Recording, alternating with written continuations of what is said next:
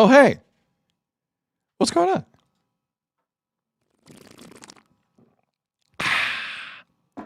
Rob DMC in the chat writes the following. Well, the standings in the wild card sure have changed these last few days. Yep.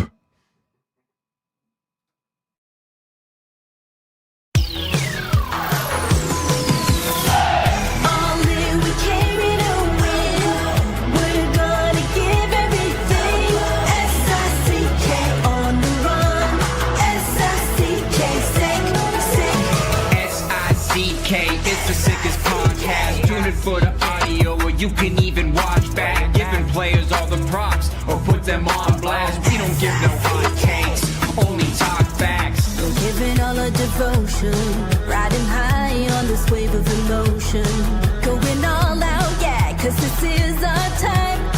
No, ain't no stopping us till we reach the finish line. All in, we came here to win. We're gonna give everything. S-I-C-K on the run. S-I-C-K, sick, sick. On fire, we're ready to fight. We'll bring the house down tonight. S-I-C-K on the run.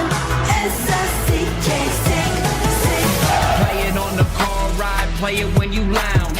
X and O, you know that we can hold it down. Shout out to my man Sammy, got it off the ground. And to all the listeners tuned in right now, got debates, analysis, and speculation. This is sports talk for the new generation. You know where to find us, got a reputation. Sick podcast, your #1 sports destination. We're giving all our devotion, riding high on this wave of emotion, going all out, yeah, 'cause this is our time. No, ain't no stopping us till we reach the finish line. All in, we came here to win. We're gonna give everything. S-I-C-K on the run. S-I-C-K, sick, sick. On fire, we're ready to fight. We'll bring the house down tonight. S-I-C-K on the run.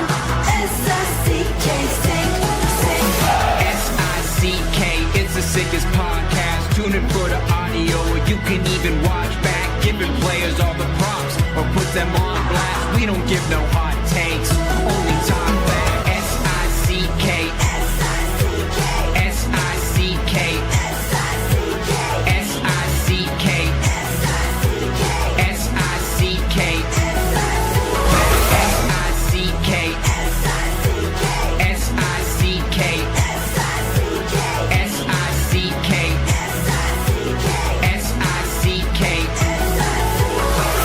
All in, we came here to win. We're gonna give everything. S-I-C-K on the run. S-I-C-K, sick, sick. You are now listening to The Sid Seixeiro Show. Powered by Sick Media, the sickest Toronto sports show. Now, here's your host, Sid. What's up? It's Sid. What's going on? Tuesday, August the 25th. Sid Seixeiro Show, powered by Sick Media. Azzo's over there. Is your mic even close to you? Nope. I do get some. The only criticism I only get from Azzo sometimes is like, we love him, we can't hear him sometimes. Swallow that mic, Azzo. Tell me not to talk. I love when you talk I know. on my terms. As I mentioned, Tuesday, August the 25th. Like November's basically 2 months away. You guys know that, right? Feels like November. My God. Actually, today's way warmer in southern Ontario than it was yesterday. True. So I brought the guns out. But Sorry. it wasn't that funny. Sorry. Let me try that again. Brought the guns out. It's always a good day here in terms of us stretching our legs whenever there's not like the obvious sporting event the night before, because I know shows struggle with that. I don't think we do. And I know we we talked about it yesterday. By the way, apologies ahead of time. I got a headache out of nowhere last night right before bed. I didn't even tell Azzo this. I don't know, like a sinus. Why are you apologizing? Because I may say, for the first time in the show's history, may say something stupid. Oh. So I just want to warn everyone. Thankfully, I don't get like migraines where you can't do anything. Yeah. Right? They I don't can get be those. bad. But once in a while, my sinuses are like, hey, I'm here. You need to take care of me. You know what I mean? You ever Yeah. have a sinus headache? Oh, definitely. It's You get 'em all the super time. annoying. Yep. And it was like late last night, but it was right before bed. So I always sleep like a baby whenever I get one of those. It's not often. Anyway, I just want to apologize ahead of time. I look amazing. My arms look great. Harry. Oh. I may say stupid stuff. Brought to you by Betway. So yesterday we talked about the schedule like that with in the absence of a Jays game last night because they begin their series against KC at home tonight. The schedule has been the main talking point, as it should be. Jays have exactly 30 games left in the season. Despite being below average or slightly ass for most of the year, they're in it. They're mathematically in it. I don't know how this happened. It happened. They're there. 30 games left in the season. And everyone's kind of looking at the schedule. And considering the Jays do not play a team above 500 the rest of the way, there is this glee that I'm feeling throughout the baseball community here in Toronto and in parts of the country who are like, we got it. Maybe I'm overselling that, but I feel like some comfort has set in. It's like the last stretch against the Rays, the Yankees, and the Red Sox is like you getting through Amen Corner at Augusta. And it's like, okay, now it feels better. That I feel like is the feeling with the Toronto Blue Jays in this moment on August the 25th. A month from now, we'll have all the answers we need. It's going to be a sprint. I'm kind of looking forward to this. Azzo, you looking forward to this? Hell yeah. I'm really looking forward to this because we're gonna get some answers. We're gonna get some answers because it's been a season where you know just when you think you got the answer, the Jays changed the question. To quote Roddy Piper. But the schedule seems good. Schedule seems good. I also know full well how dangerous a philosophy that can be. For example. You know what the schedule did last night to the Jays? They screwed them. Basically, everyone who the Jays needed to lose last night while Toronto didn't play didn't lose. Texas just boat raced the White Sox. That wasn't even close. Minnesota won. Seattle won. What happened in that game? Cal Raleigh had 3 home runs. Oh, boy. I guess he's out of it, huh? Kyle Raleigh, who's at Rogers Center this weekend. Yep. This weekend. 3 home. He has been. You thought Vladdy's been bad this year. I know most of you don't follow the Mariners night in and night out because you got a school or jobs or whatever. You can't stay up. I understand it. Let me tell you something. That guy has been poo-poo caca. Injuries, though. Oblique. Yeah. Oblique's not is a tough injury. His main injury is he can't hit the ball. Obliques are tough to hit. He has a slightly bruised can't hit the ball Anyways, he's hitting now. and a bruised ego courtesy of Randy Rosarena at the World Baseball Classic. No, he picked. Oh, they're friends now. They're friends. Yeah. He was the one who picked Randy up when he hit that game-winning home run the other day. Of course. Have you seen the stat that he got hot after PCA smacked him on the ass going to the plate the other day? That's when Raleigh started to. Yeah. So apparently his OPS is like crazy ever since. Just so that. we're clear, when someone hit his big dumper, Yes? big dumper Well, went when off. an MVP candidate hit his big dumper. Listen, PCA He's gone off. He can do whatever he wants. I know he can. What the hell? He's got that. He's basically Otani without the interpreter to throw in jail. He can do whatever he wants. He says some weird stuff, though. Well, yeah, don't they all? That's Hey, true. you know what else was weird? When the Mets trade him for Javi Baez. Remember that? Yeah. Good job, Mets. Anyway, Good job, Mets. Never change. Raleigh said one thing last night. Here we go. I don't want to see Cal Raleigh at Rogers Center this Oh. weekend. I'm starting to freak out a little I think bit. you might. Oh, no, I know. Actually, you and I might see him Sunday. Details to come. But I don't like that story for the Jays last night. The guy who nearly won the MVP and quite frankly should have won the MVP last year in Cal Raleigh, he's now awake. Mm-hmm. The Kraken has awoken. But last night, like basically everyone won a game that the Jays were hoping would not win again. So the Jays are 2 games back of the final playoff spot. By the way, I did notice this as well. With that Rangers victory at the White Sox yesterday, the Astros, led by Dalton Varsho, are now in a wild card position and no longer leading the division. That's going to be amazing to watch. So the schedule can hurt you too. I know there are Jays fans looking at the schedule saying, Psh, we got it. All good. Schedule can hurt you. I also want to take you back to the start of the year. There were some narratives in spring training. Let me remind you of a few of them. Narrative 1, Anthony Santander just decided he needed surgery like a day before spring training. That lazy jackass. Narrative 2, Jays are going to win the World Series again. Narrative 3, we have more starting pitching than we know what to do with. Remember that one? I remember that one. Narrative 4, boy, does Vladdy look great in the World Baseball Classic. Narrative 5, can someone slow down Dalton Varsho this spring? Remember that spring training Varsho had? Oh, I do. Yeah. Contract year. He's going to be good. Narrative 6, the one none of us kind of remember, but I remember it, and it involved the schedule. Stop me if you heard this around March and April. Boy, the Jays have a soft start to the season. Remember that?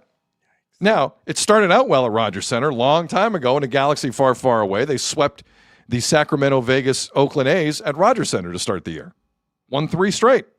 Got a nice banner. Yep. Half banner. Jays put up a half banner for their ALCS win. Half banner. It's true. Real estate's tight nowadays. 2 half banners. That makes one banner. It's so important. The ALCS title win was so important. It gets half a banner. Only in Toronto did you see that. The wildcard appearance in 2023 gets a full banner. Dude, they won the division on a tiebreaker. You have to put that on a banner, Yep. too. I can go for 9 hours on the banner situation at Rogers Center. I really can. That's why I love bringing it up. I really can. Headache or no headache? That whole situation gave me a headache. It's true. That also reminded me that people were listening to our show. Oh, that was a funny moment. But remember the Jays have like a really easy start. Mm-hmm. So they sweep the A's. Then the Rockies come in, coming off historically one of the worst seasons of all time. Rockies took 2 of 3 from the Jays at Rogers Center. 2 of 3. So then it's like, whatever. The White Sox are up next. I believe it was like Easter weekend. Jays go into the south side of Chicago. That was a series Kirk hurt himself. Yep. And somebody else got Somebody hurt. they left banged up. I forgot who else got hurt. Kirk busted his thumb in that series. First game was postponed. Jays lost the next 3. Yikes. So much for the easy start. Now, the Dodgers come into town. John Schneider can't wait to do a sit-down interview with Jeff Passan and Dave Roberts. Can't wait. Damn. Can't wait. Jays lose the series to the Dodgers, whatever. But the Twins are next. Twins suck. Jays lose 2 of 3 to the Twins. And just like that, your easy start has you at 6-9. They have been treading water since. They've been worse than that. They've recovered, but they're basically still in the same spot. That easy start to the Jays schedule, where everyone thought they'd roll in April, had them at 6-9 after that Twins series. That series wrapped up Sunday, April the 12th. They have not recovered. Respect the schedule. The fans didn't, and the Jays didn't. Clearly.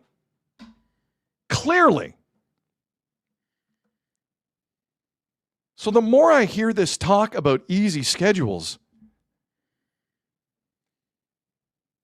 man, is it naive to me. Have you not watched this season? Nothing's owed to you this season. You're lucky this team scores 3 runs. Easy schedule?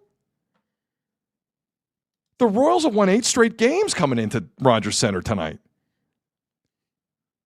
Bobby Witt Jr. might wear them out over the next 3 nights. Easy schedule? My main point to start this is this. Respect the ebbs and flows of what this is. For those of you still giving the Jays all the benefit of the doubt, I one day aspire to be as positive as you. I do. Here's my problem. I'm a jackass that way. And I'm not very positive. And I don't like obvious mistakes. And I don't like stubborn behavior. And I don't like strategies that don't add up. The Jays are loaded with all 3. Can they roll here this month? Yeah, of course they can. They're the 5th highest payroll in baseball. You would hope.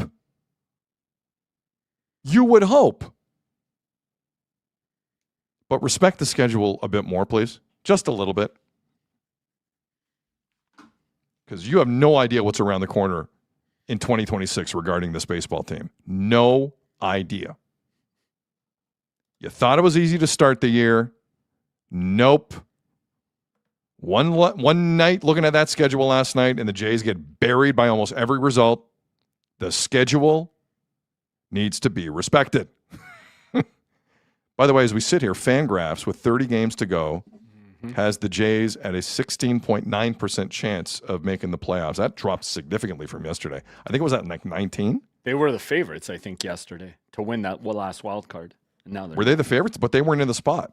Yeah. Sorry, they were the favorites, but they weren't in the spot? According to Fangraphs. Oh, okay. According to Fangraphs. Sure. With the percentage, they were the favorites to clinch that last wild card, and today they ain't Guys, no more. One night of games dropped you 3% in terms of odds for a playoff appearance for the Jays. That's the messed up situation the Jays have put themselves in. They're not just fighting the Royals. They're not just fighting themselves. They're fighting the schedule. At least 2 or 3 of these teams a night will win. That's bad for you. The schedule needs to be respected. And the Jays get back at it tonight in terms of their home schedule against the Kansas City Royals. I do want to get this out of the way before I bring Azzo in because I want to steer Azzo clear of this. I did see a tweet from Dave Hodge about the national anthem situation tonight at Rogers Center. You don't need me to kind of explain to some of you what's happening in this country right now. If some of you don't know what's going on, I'm going to flip you a quarter, go buy a Clue. I used to work with people like that who would not watch the news at all, like a squirrel. Get a Clue. Dave Hodge has a tweet out about kind of what may or may not happen during the national anthems tonight before the Royals and the Jays. I just want to say this. However you're feeling in this moment, I get it. I get it. And that's all I got to say on that. Jeff has a party. Good afternoon. Well, good afternoon, Sydney. The schedule. Are you Hold team? on, let me get one comment Go here ahead. first. Go ahead. Grappling with Canada and some other people put this in there, says, Michael, what is this? he says, a schedule you need to respect, John. That's what it is. See, hold on. Now, folks in the chat want their own comments set up with the board. Yeah, I is think that what's so. going on? I don't think mind it. that's- And I don't mind it either. I don't hate it. That's why we have it, I don't hate it. right? That's why we got it. Are you team? Yeah, they should boat race the schedule. Or are you No. team? Well- I don't trust what I'm seeing. Let's see what happens. The other part is it's not just the Jays, right? I think I read there's they have 30 games yet, but I think there's 81 games where these teams all in the mix are playing each other. Well, that's the thing. It was entering action yesterday, so it's changed. Forgive Okay. me. I didn't update it.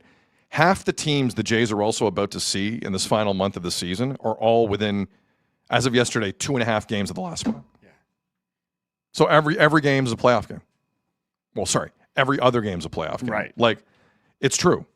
Like, this is But not that's the thing. You could gain almost a game and a half a night or lose a game and a half a night. 100%. It's going to be a crazy ride. 100%. I'm here for it. And then with 7 teams, you kind of got to your point, somebody could get hot and just run away with it, or you got to be ready for your team to miss it by a game, right? Dude, what if the Jays get in and Dalton Varsho doesn't? That would be good. I know it seems like I'm picking on Dalton Varsho, but like I do believe it's a hilarious We had to watch aspect. him for most of the year, No, but so like, you can pick on him. why has the offense kind of improved? Vladdy hasn't done anything. Why is the offense kind of improved? I don't know. Because there's not a guy swinging for the fence every time, not doing anything to help his team, like anything. The Varsho thing was way under the radar because Vladdy was the shadow cast over all of it. Yeah. But Varsho was a disaster, Oh, definitely. an unmitigated disaster. DP in the chat. Tonight is such an obvious loss against Kansas City. Dude, so you said it. They're on an 8-game winning streak where they've scored 50 runs in those 8 games. Really? Yeah. They've been rolling, man. Man. Salvador Perez is stealing bases. Bobby, would you? They have an MVP candidate. Sorry, Like, you're right. Salvador Perez. I know. is like, Did you see that? He's like a mutant. Yeah, he is. Like he's unbelievable to watch. Uh-huh. Skillet Mongrel in the chat. Jays are 12-0 in their last 12 following a loss. Yeah. It's kind of been like that, right? Which is fine for now. You do got to win 4 or 5. You have to take a sweep. gotta- You got to sweep a series somewhere. You got to do something here that's serious. Well, you mentioned that last week, didn't you? Or whenever, that they hadn't lost consecutive games in a while. Oh yeah, I saw that. I think it's like July 21st or 22nd is the last time. Well, before the Yankee series, they lost. No, they didn't lose consecutive games. In the No, Yankee series. they still haven't. The last time the Jays have lost consecutive games was, I believe, July 22nd. Chris in the chat, you got to sweep the series, man. Got to sweep it. Like they had a chance against the Red Sox and against the Yankees and against the Phillies to sweep those series, and they didn't. Yeah, You need to I do agree that with you. once in a while. Like, when is their last series sweep? That must have been, man, might have been at the beginning of the season. I got it here. Well, they swept the A's to start the year, and then look. Forgive me as I scroll down here. I'm in May. Yeah, I'll work back. No. They swept Boston Oh, yeah, that's the one. at Fenway. Yeah. Yeah. Middle of June. Remember that? When Boston was garbage, yeah. Cease got a win. Simeon Woods Richardson got a win. Nance got a win. Shout out the Nance era. I think that's their last one. That's their last series Yeah. sweep. And I believe that's right before the Red Sox kind of went ham on Yeah. everyone and got the best record in baseball over the It was next right stretch. before the All-Star break, right? Yep, I it think was they right- had a 9-game road Correct. winning streak. Right before. They have not swept anyone since. It's been a while. But I'm sure Scherzer will be fine. Scherzer tonight, right? Yeah, he'll be fine. Sure. Well, lately he's been fine. Yes. I just don't trust a 42-year-old. It's tough to trust a 42-year-old all the time. It And really here's is. here's the other thing. As we have been saying, if Vladdy could get going, a team that makes it is going to have someone carry him. That's why a team like Cleveland scares me because they got Jose Ramirez. Like the Royals aren't going to make it, but they got a Bobby Witt. Like all these teams should have somebody that can carry them. 100%. Mariners, 100%. if Raleigh gets out, or a Rosarena. Jeez. A Rosarena. Yeah. RMC. Sorry, one last Like thing. is Kirky that guy for the Jays? Can he be that guy? He's been that guy. Yeah. He's been as close to that guy as anyone else. Mm-hmm. By the way, I do lament Max Scherzer throwing tonight only for the fact that we can't get him on headset talking about his fantasy Premier League weekend. He's that busy, that dude. He's got passed. 4 kids. You know this. He got he's 4 so busy. Just hope somebody brought a piano. So to busy the on the stadium. road. So busy. By the way, is he at the? I meant to look this up. I forgot. Is he at the point in the contract where every 10 innings he pitches, he gets $1 million? Dude, you thought the oil markets was making people money. Can you bring it up? I don't think Blue Jay fans realize the incentive for Max Scherzer to go out there and just punch a clock. But they need him to too. They're so desperate. They got to throw him out. But there. there's a reason why a 42-year-old who's already a first ballot Hall of Famer is getting 9 needles in his thumb and forearm so he can come back. Like, go through his contract. It is one of the most incentive-laden things the Jays have signed in years. There's a reason he's hauling his ass back out there by any means necessary. It's a crazy, crazy contract that he signed. Like, give us a sample, honestly. So he makes his first $1 million, I believe. What was it? What did it say here? Earns $1 million at 65 innings pitched, plus an additional $1 million for every 10 innings pitched from 75 up to 155 Sorry. innings. So for every 10 innings, he gets $1 million? After has he had Oh my 65? God. Where's he at? Where innings pitched? Inject me with all of it. No kidding. 10 innings, you get $1 million? Yeah. He's got to be at that point. Well, listen. Oh, no, he's only at 45. Damn, he's still got 20 to go. He's got a ways to go. Oh, man. And by the way, and I know people are going to be like, guys, he's made a lot of money in his career. 45. He's made a ton of money in his career. You have no idea what the financial state of any of these guys are. Yeah. One guy gets into the wrong idea with his buddy about some fishing boat tour company in Florida, and you're sunk. I'm telling you. You'd be surprised how many millionaires aren't millionaires. Yeah. You'd be very surprised. That's all I'll say. That's all I'll say. RMC in the chat. If Vladdy sits, there's hope tonight, guys. Oh, damn. All right. Well, that leads us into the obvious discussion. Vladdy comes back over the weekend off the concussion IL. And 2 hits Saturday, 2 singles. Didn't get anything on Sunday. And this is an interesting moment for Vladdy in that, again, I believe that's been a very patient crowd down there at Rogers Center. I do. Very patient. With Vladdy specifically, if you're not picking up what I'm putting down. And to go back to the quote from Joey Votto last week on MLB Network when he was talking to Brian Kenny, Joey Votto made the comment, and it's one of the truer things I've ever heard. If he was in Philly or Boston or New York, this young man would have a serious problem to the point where I don't know if he'd make it to the ballpark every day. I'm not kidding. Damn. I don't think he can handle it. I'll be honest with you. Yeah. I don't think if Vladdy was in this kind of slump on that kind of money in another market, he'd be around. I think they'd find an injury, and he'd be done for the year. No Gatorade showers. Oh, I think no tossing. I think they seeds. pass on the Gatorade showers. Let someone else hold the jacket. Everyone's waiting with bated breath for him to hold the jacket. He's got to do something. Well, truer words have never been spoken, Azzo. Yes, he should do something. Now, I'm starting to get the feeling with the majority of the fan base, it's now the majority, the patience level is starting to run out. And I don't think it's just Vladdy. I think it's the fact that John Schneider and Ross Atkins put him right back in the 2-hole for 2 games. Right back there. And the temperature is rising in this market. If Vladdy has another poor series here, I don't know how that's going to sound down there. You might have Rogers Center in-house production people really cranking that Alejandro Kirk walk-up music, if you know what I mean, after a ground out to second, or short, to be more accurate. That happens, by the way. Crowds are drowned out at times, out of convenience. That happens, believe me. But I sense there's a rising tension. And I really sensed it listening to Blair and Barker yesterday. I love this show. It's a fantastic show. It's 2 baseball people passionate about what they do who are very experienced in different ways. And they had a conversation yesterday about Vladdy and the New York trip and the season in its totality. That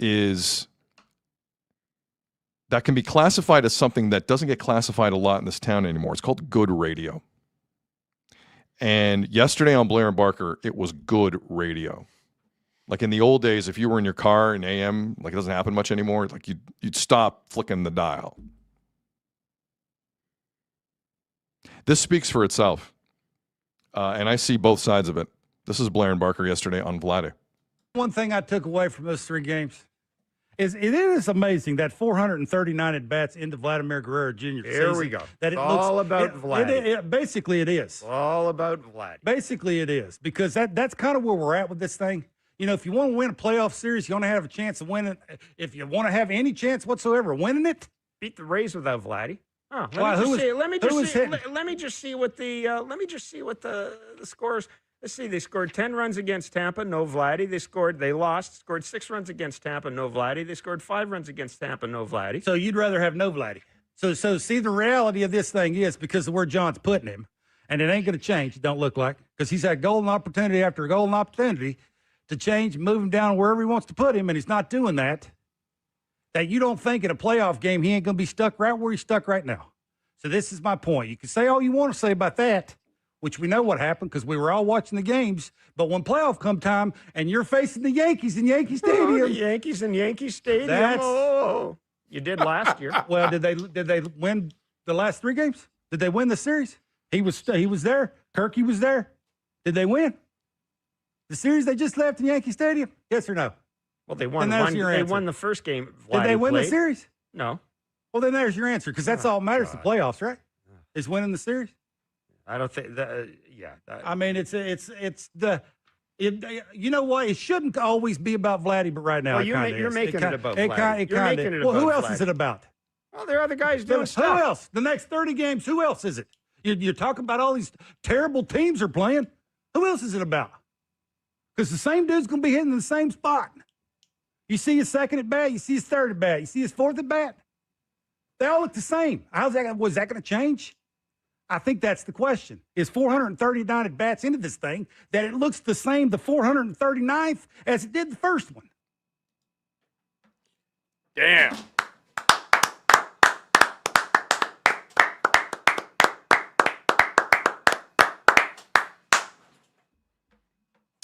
McDonald Don in the chat. Blair and Barker were married in a previous life. I saw that comment. Very good.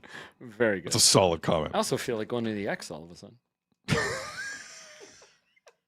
Let's go to the X. Barker voiced a really funny X commercial. That's what we reference now and again. If you listen to pods, you'll hear Oh, it. man. It's fun. Viper in the chat. Great passion on display. Marty in the chat. Boom. Net Strike in the chat. Bravo. Christopher Bird in the chat. Kevin Barker. Pure class. First time ever in human history, Barker's been described as pure class. Maybe in its life. Sean in the Yukon. Let's go to the X. So good. And listen, Jeff Blair was pretty good in that conversation, too. Oh, yeah. You know why? He kept it going. He stirred them up. Well played, They Jeff. stir each other Well up so played. well. That's why it's one well of my favorite shows. played. Yeah. That, folks, is good radio. Mm-hmm. Good radio isn't, you know what? They're playing a game tonight. They could lose and they could win. Let's see what happens. Get out of here, man. Have a spine. You have a mic in front of you. Not many people do. You're not working for the team. Have a spine, you cowards. Have a spine. That's radio right there. Agreed. That's radio. That's why we love it. Love it. In terms of Barker's passion, is that reflective of what, like you and I are not going down tonight. We're going down later this weekend, but we're not going down tonight. Is there a section of the fan base tonight that's kind of been whipped up that way with Vladdy? Yeah. Or is that just kind of a moment for Kev?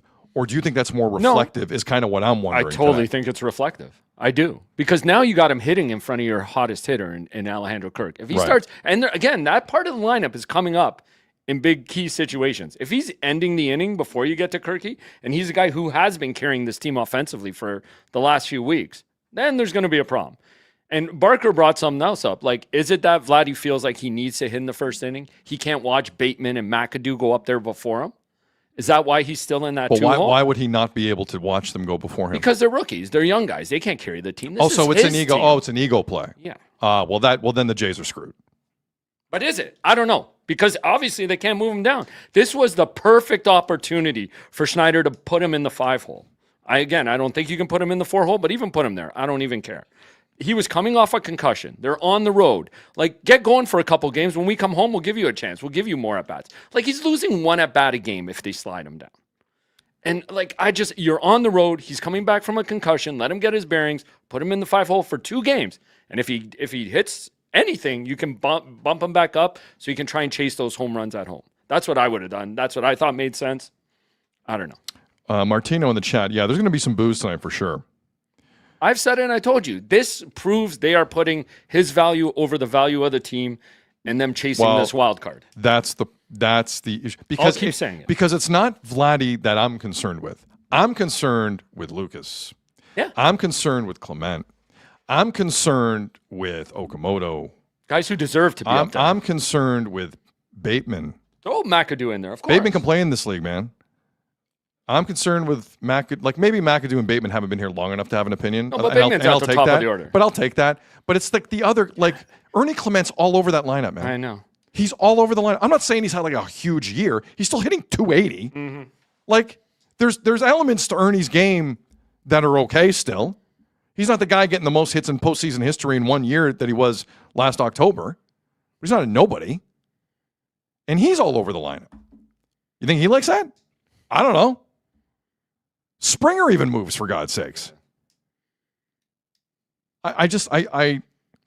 someone is going to have to explain to the fan base in a serious way, and I mean this. What do you think will happen that's worse than what you're seeing now if you move Vladdy even an inch from his number 2 spot? But now they gave us the answer, Sid. They're not doing it because that was the perfect opportunity. No, the answer was you don't want to piss him off. Yeah. We heard that. You ran the clip on this show. They don't want to piss him off. Yeah. Oh, boy. You can't make Vladdy mad. Can't make unless you do. Do you know how little I care about Vladdy getting mad when you've signed him to a 14-year contract? He's going to be. Where's he going? He's got more stability than. Where's Vladdy going? Where's he going? He's gonna go online and threaten to sign with the Yankees like he did for the last 2 years?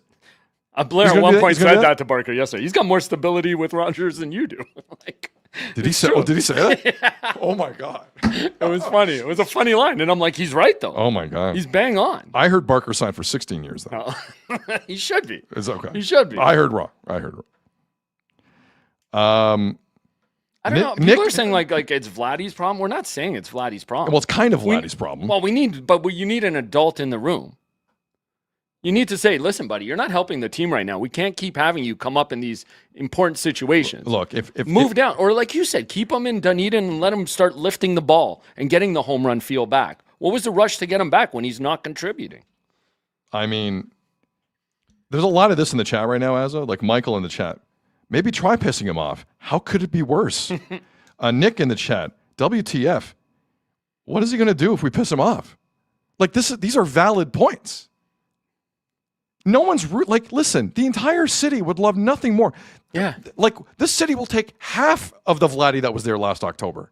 Half. You don't think they want to ride that train again? Of course. Who's not rooting for Vlad? But acting like it's going to correct itself. You have a guy who played Major League Baseball saying he hasn't changed his swing in 400-plus at-bats. You have a manager saying, I'm not moving him because I don't want to piss him off. This is unprofessional. Agreed. This is all unprofessional. It's in terms of the organization, in terms of what it means for the fan base. You're paying public, your viewers at home, which by the way matters to a company like Rogers. That's the line you're going to come out with? That's what I mean. Who's the adult in there? Set a standard. Like you said, you want to be a competitive team, set a standard. And you know what else this does? I've been thinking about this too. The other year when Vladdy was really slow to get going, and then he came alive, and everyone's like, they're out of it. What difference does it make? Like now they're still in it, and he still isn't coming alive. So you're kind of leading to that point where this guy can only, he did it in the playoffs last year, but where is it? RMC in the chat. A kick in the ass is what he needs. I don't disagree. I don't disagree. He's a guy who's always relied on his talent, and it's always pulled him out. And that's why when people because people even get mad at Barkley, like, why are you listening to Barkley? He's like a 200 career here, whatever. This is a guy who's tried to break down his swing over his career to stay in the majors to feed his family. Like, he's a guy who sees what he sees. He knows what he's looking at in guys and swings. And he's always said about Vladdy, he needs a plan B. But this guy doesn't change anything because he's always relied on his talent to get him out of it. And this offseason, we're going to learn if he actually tries to break down his swing and make it simpler. Because he's not getting lift on the ball or anything, dude. You'll take doubles. You'll take, it's crazy. Who was the last coach in this town, in any sport, who wasn't afraid of his players? Was it Babcock? Jeez, maybe. It might have been Babcock.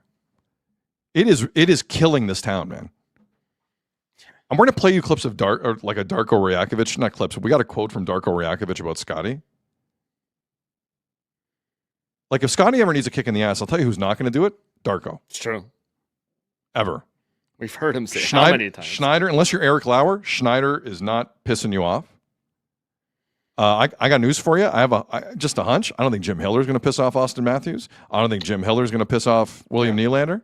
I'd put that just a hunch. Yeah. Just a hunch. It is killing the sports culture in this town. Killing it. Killing it. Last year was an aberration. It is killing it. Sometimes things don't go well. Sometimes the plan doesn't work out. Sometimes adjustments have to be made. Sometimes you have to audible. If the philosophy is to not audible, what are we doing? What are we doing? Someone answer me that. The Jays have never answered that. Sheldon Keefe tried to call out his players, then had to apologize for it. Right? Like, we have seen that in this city. And it was Marner, one of the biggest cowards in Toronto sports history. And he had to apologize to Marner. Publicly. Crazy. It is killing the culture in this town. Mike Babcock was a first-rate jackass. He wasn't afraid of his players, though. Clearly. Obviously. For better and worse. My kingdom for that attitude. Not the Babcock way. You know what I'm trying to say. The attitude of, no, I think you're not playing well. Let's do this. Is that so hard? Is that so difficult? Like what? Like, no. I don't understand. But does he get a pass based on what he did last, postseason? Plus, it's the first year of this major contract. Do you give him a pass to try and figure out, and then next year it's got to be tough love or nothing? Like, come on, man. Now we got to get going. No, but the other aspect to that is, honestly, for most of the coaches I'm talking about, Berube aside, no resumes, and they're never getting hired by anyone else. Yeah. So they have to be nice to their stars. That's the beauty. They're so tied. If you're a star player in this town, the beauty is right now no one's paying for a coach or a manager of substance. No one. It's true. They are terrified of their own shadow. Darko, Hiller, Schneider, Robin Fraser at TFC. Not known guys. None of them are known. Or like you said, just the last not known guy to really do well. There were two. There were Nick Nurse and Greg Vanny. That's it. Well, Nick Nurse, too. He had just paid his dues, but he hadn't won in the NBA. NBA. Nick Nurse was the cheapest option, for God's sake. Oh, yeah, exactly. Like, get paid a dime for Nick Nurse. Yeah, nobody with history in the league. Won an NBA title because they gave him Kawhi, for God's sakes. Mm-hmm. The inexperienced, scared coach is killing this town. There is no balls to push back on the most overt of things. Azzo, the most overt. I'm with you. And the Jays have not articulated to their fan base why this philosophy is continuing. I think the fan base is owed something, and it's from Ross. I don't want to hear from John. I want to hear from Ross. Why is it you can't move him from the two-hole? Don't tell me you're just a swing away in baseball. That's not true. That's not true. And you guys rely on analytics. Your analytics can't tell me he should be hitting in the two spot. HVR in the chat. Inmates are running the asylum in all the sports. All the sports in this town. All of them. Even when the Raptors won, kind of Kawhi set that tone with that team. Yeah, well, obviously, he was a free agent. Yeah. Everyone just did what he wanted. Mm-hmm. The coaches never feel like they're in a position of power here since Babcock in any sport. In any sport, they are inexperienced, cheap options who will be cast aside tomorrow if they piss off the wrong person, and they know it. So fans in Toronto are like, oh, look, sometimes you got to do the difficult thing, right? Mm-hmm. Heaven forbid they're like Vegas in hockey, who always do the difficult thing, right? And sometimes it works, sometimes it doesn't, but they're not afraid to do it. I don't know. I think I admire parts of that. I admire parts of how an organization runs like that. It's a team. The team wants to win. They're not married to you. The player wants to get paid. Player's not married to you. Do what you got to do. But my real concern with the Vladdy thing, for them to not want to piss him off, for them to not want to move him down the lineup, for them not asking Vladdy to adjust his swing in any way, they don't believe in his mental strength. Someone's got to say it in this town. I'm sorry. I'm not biting my tongue on that anymore. They do not believe he's that guy who showed up in October when they were front running. And he doesn't have it in himself to do it, kind of like the Leafs. Like, you don't see that killer instinct in them, right? It's a scary thought. Like, if this was the 2015 Jays, where all those guys had a bit of edge to them and they're trying to outdo each other and they're standing up for each other and being somewhat pricks on the field, and taking it to guys, like Donaldson and those guys. Those guys always wanted to perform, and Batista, all those guys. If you have those kind of players running it, okay, I get it. But this team has none of those. I'm not saying Vladdy's mentally weak. I'm telling you the team thinks he is based on this philosophy. Don't tell me they think he's strong enough to handle dropping a 5-6 in the order. Don't tell me they think he's strong enough changing his swing. Don't tell me they think he's strong enough to handle some of the things you have to go through to get back to where you were. If Roy Halladay can go down to the minor leagues and reconstruct himself and become a Hall of Fame player, I got news for you. But he wasn't this Roy. Guy's not above anything. But the only difference was he wasn't Roy Halladay before he did that.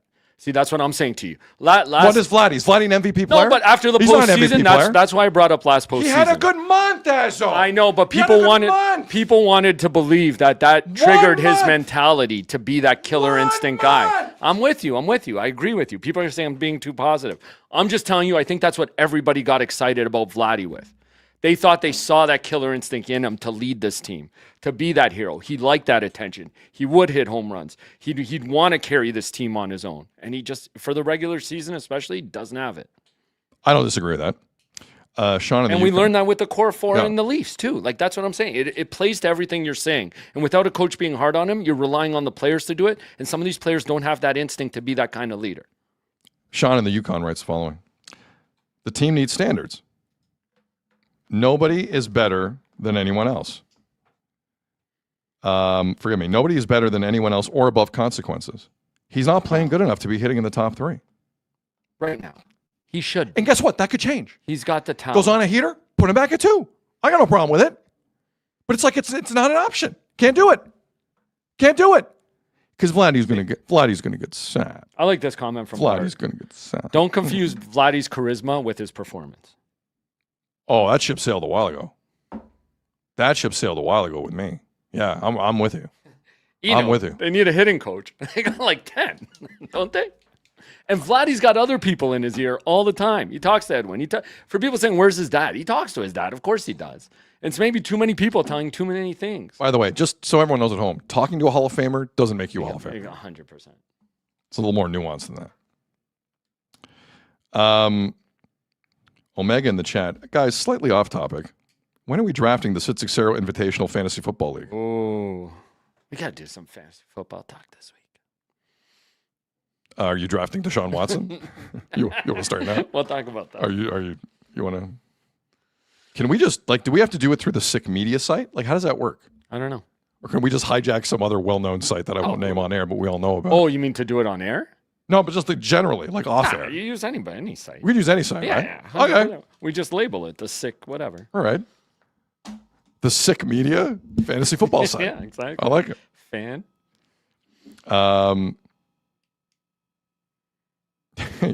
There's a few people down for this.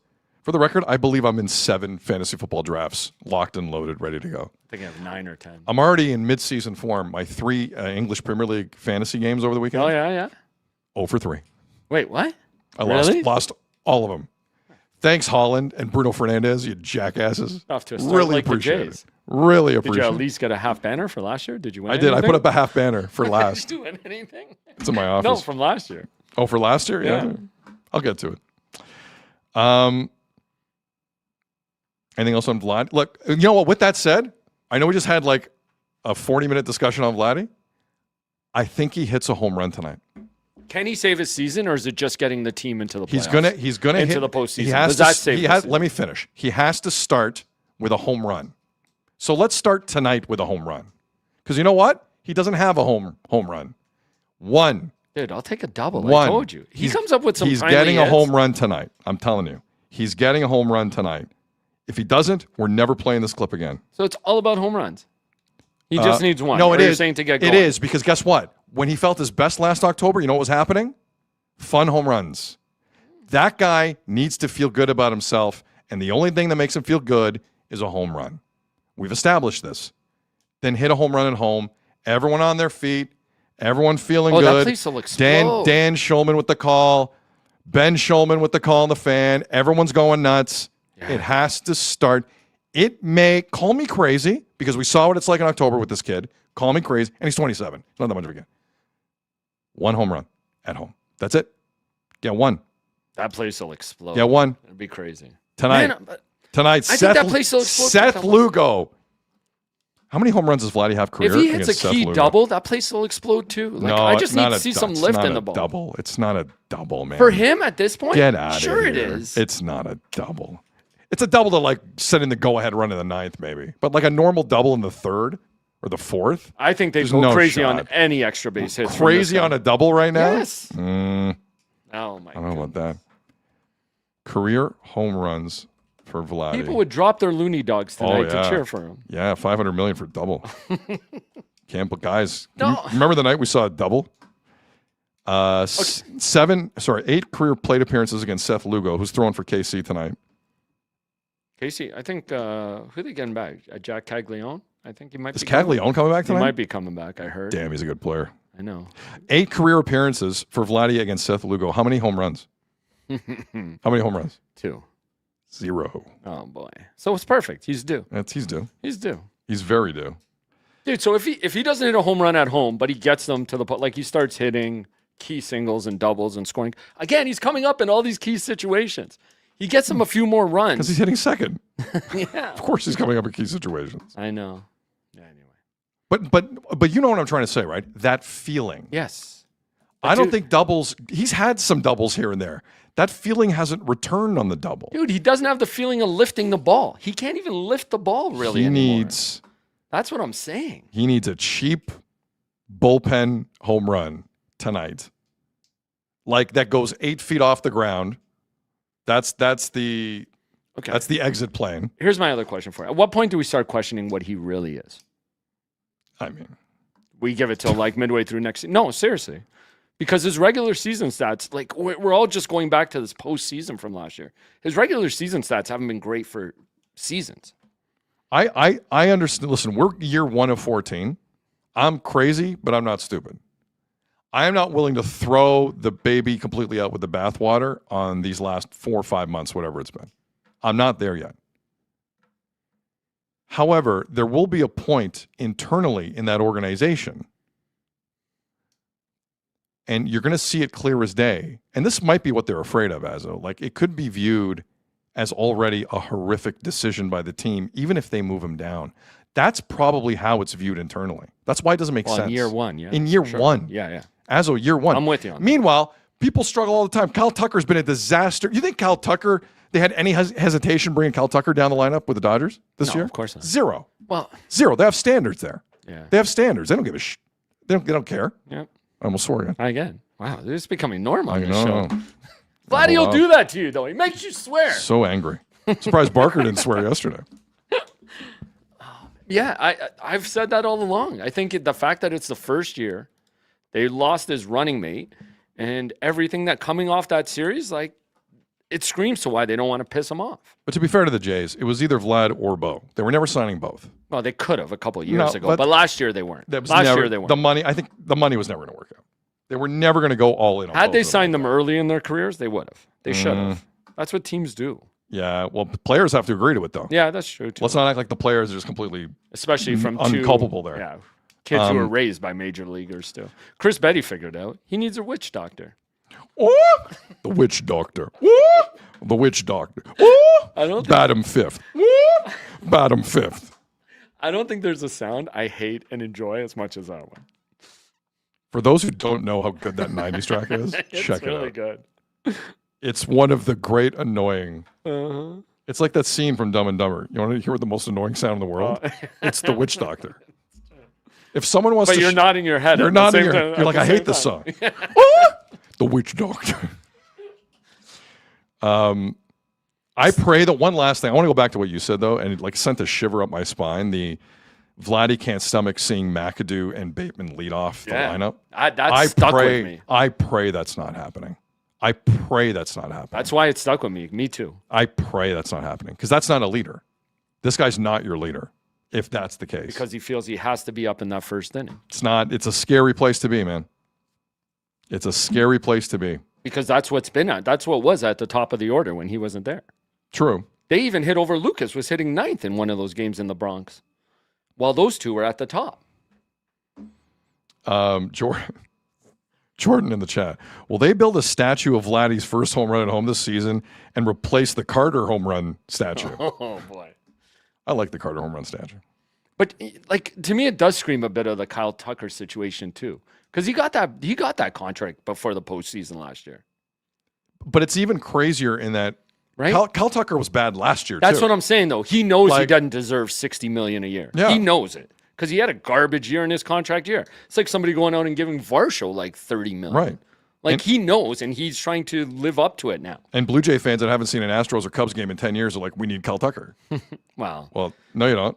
I think we all knew that that executive team was going to chase him because he's listed as a 5-tool guy, and that's what they value. How many tools is Vladdy? I mean, How many tools is Vladdy? He can still kind of run. Yeah, no, he does. When he great- wants to, he hustles. Great fielder. He's he a can great run. fielder. When he decides to run up the first base line, he can run. The fielding thing he is, but then we see Okamoto play a good first base too. You know what I mean? Like it's not a premium position. But there are moments where Okamoto at first. Yeah. It's a dog's breakfast. Vladdy's pretty slick at first. I'll give him that. He is. I'll give him that. He Gold is. Glover. He's won a Gold Glove. The kid in the chat. Hey, Azzo, how's the lip? It's hurting still. For those just who missed it yesterday, Azzo's lip looked like Still does, dude. Look at this. It looks worse. he lost a UFC fight over the weekend. Let me see. I'm trying to clean it up. Let me see. It's like I'm gonna give you a tip that's been given to me my entire life for everything. I don't care if it's Windex. Are you gonna tell me? no, Windex? it's not Windex, but whether it's 30 stitches deep or something like that, Vaseline. Yeah. Just use Vaseline. Oh, polysporin, Vaseline. Tightens it up. one of them. Yep. I try to, but then dab it with some stuff and like alcohol or For sure. What's it called? Hydrochlor. What's it called? Anyway. Please finish the word. What the hell were you about to say? Peroxide. What? Peroxide. That's it. I got it. I got there eventually. Aloe works too. Thanks, Chris. It's true. Nick Bouliot lipstick. We could try that.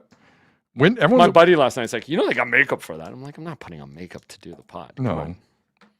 Yeah, but don't laugh. You're gonna at one point in your life, you're gonna say yes to something, and there's gonna be hair and makeup there. Yeah. You don't that's need hair. I'm not there. You'll do the makeup. Yeah. I'll survive with my burnt lip for a while. Oh, you burned the lip. That's Yeah. true. Yeah, it's not what people in the chat are saying. No. You know what I think would fix your lip? Oh, the witch doctor. Oh, the witch doctor. Oh, I always Azzo's have mouth. to get the witch doctor commenting. Azzo's mouth. Whoa, what? What? Huh? What? Anything else on? We fixed Vlad. Clearly, we No, know what's going on. Obviously, we didn't. Anything else on Vlad going into that game? I think Vlad hits a home run. I do. This is ridiculous. Hit a home run. Hit a home What run. it by now? It's not ridiculous. It's just who he is. You got to hit a home run. Got to do it tonight. Got to He do it hasn't tonight. even walked into one. How many games have they played at home already? Like A lot. you would think a guy with his lot. kind of swing could have just accidentally hit one out, barely over the wall. Viper in the chat. He won't, sadly. Yeah. I mean, odds are I'm wrong. I get it. Odds are I'm wrong. I'm going to cut him some slack. Vladdy hits a home run at home tonight. Yeah. 66 games at home already this year, and he hasn't hit one. Come on. It's so weird, man. It's so strange, that story. 15 left. Only 15 home games left. Huh? Yeah. 5 series. You know what? He's going to hit it when you and I are there. Hell yeah. I thought that last time too, though. And then I'm not getting excited about it. And then I'm not falling into it. See, you're being too positive. Then we hug. You're babying them. Then we hug. You're like the coaches. You're babying them. Oh, Vladdy. Hey, Azza. Yeah, that's it. Great time of year. Because we're going to see a Vladdy home run tonight. Tonight, I'm telling you. Okay. I have a weird feeling about this because it feels like the walls are closing in. So why not hit a home run tonight? I don't know. That's your headache.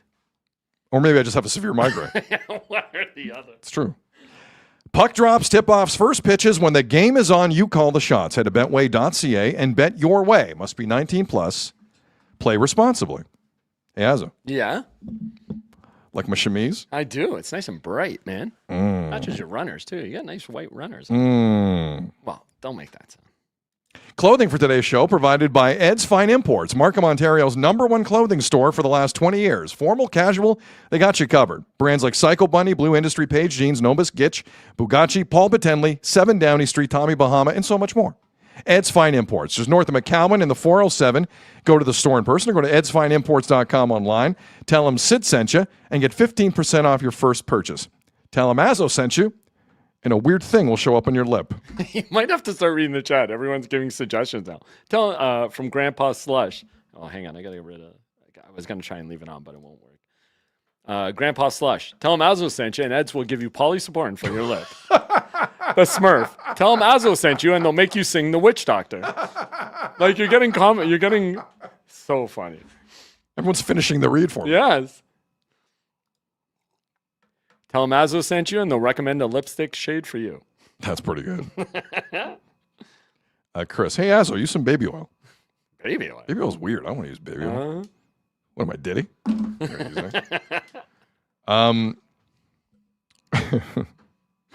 Hold on, one more on this. Jay Caro in the chat. Azzo's screwed if he gets shown on the kiss cam in the near future. Yes, I believe. He's not the only one. So Frege and Kyle Bukauskas came out with a pod today. It was great to hear from the both of them. And Frege, as usual, as the best hockey insider in Canada, had some good stuff. There was one specific thing he had on the Leafs, and I'm like, And for those who missed the report goes like this. Someone said to him, don't be surprised if at some point this season, the Toronto Maple Leafs try and get Erik Karlsson from the Pittsburgh Penguins. What? And I'm like, I mean, Matt Sundin is Swedish. He's now lead advisor of the universe at Maple Leaf Sports Entertainment. And it's a contract year for Erik Karlsson. He's 36 years old, 3-time Norris Trophy winner. He actually had like a slightly above average defensive year. Offensively, he always puts up points. We know this about Erik Karlsson. But one of the worst defensive defensemen I've ever seen in my life. And I know that the Leafs would love puck-moving defensemen, but like at some point, like the other problem last year was your own end. Like that was a problem, right? I don't know what Erik Karlsson does to fix that, because that was it. Like, who's Erik Karlsson out muscling in front of Bobrovsky? Like, who is he muscling out of the way? Erik Karlsson's not going in the corner. Like, it doesn't. There are big issues on that blue line, and it's another kind of. It doesn't fix the problem. Like, you need a monster who's willing to go in the corner and help out here. Everyone else is either old, slow, or both. You're going to bring in like there's a sexiness to it. I understand the Erik Karlsson sexiness in terms of the type of player he is. The Leafs need, don't get me wrong, puck-moving defenseman is something they also need, but they need, like, responsible people.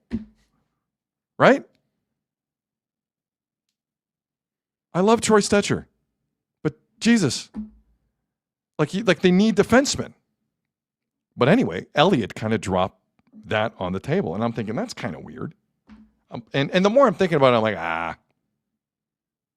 like, probably, it's nothing. It's nothing.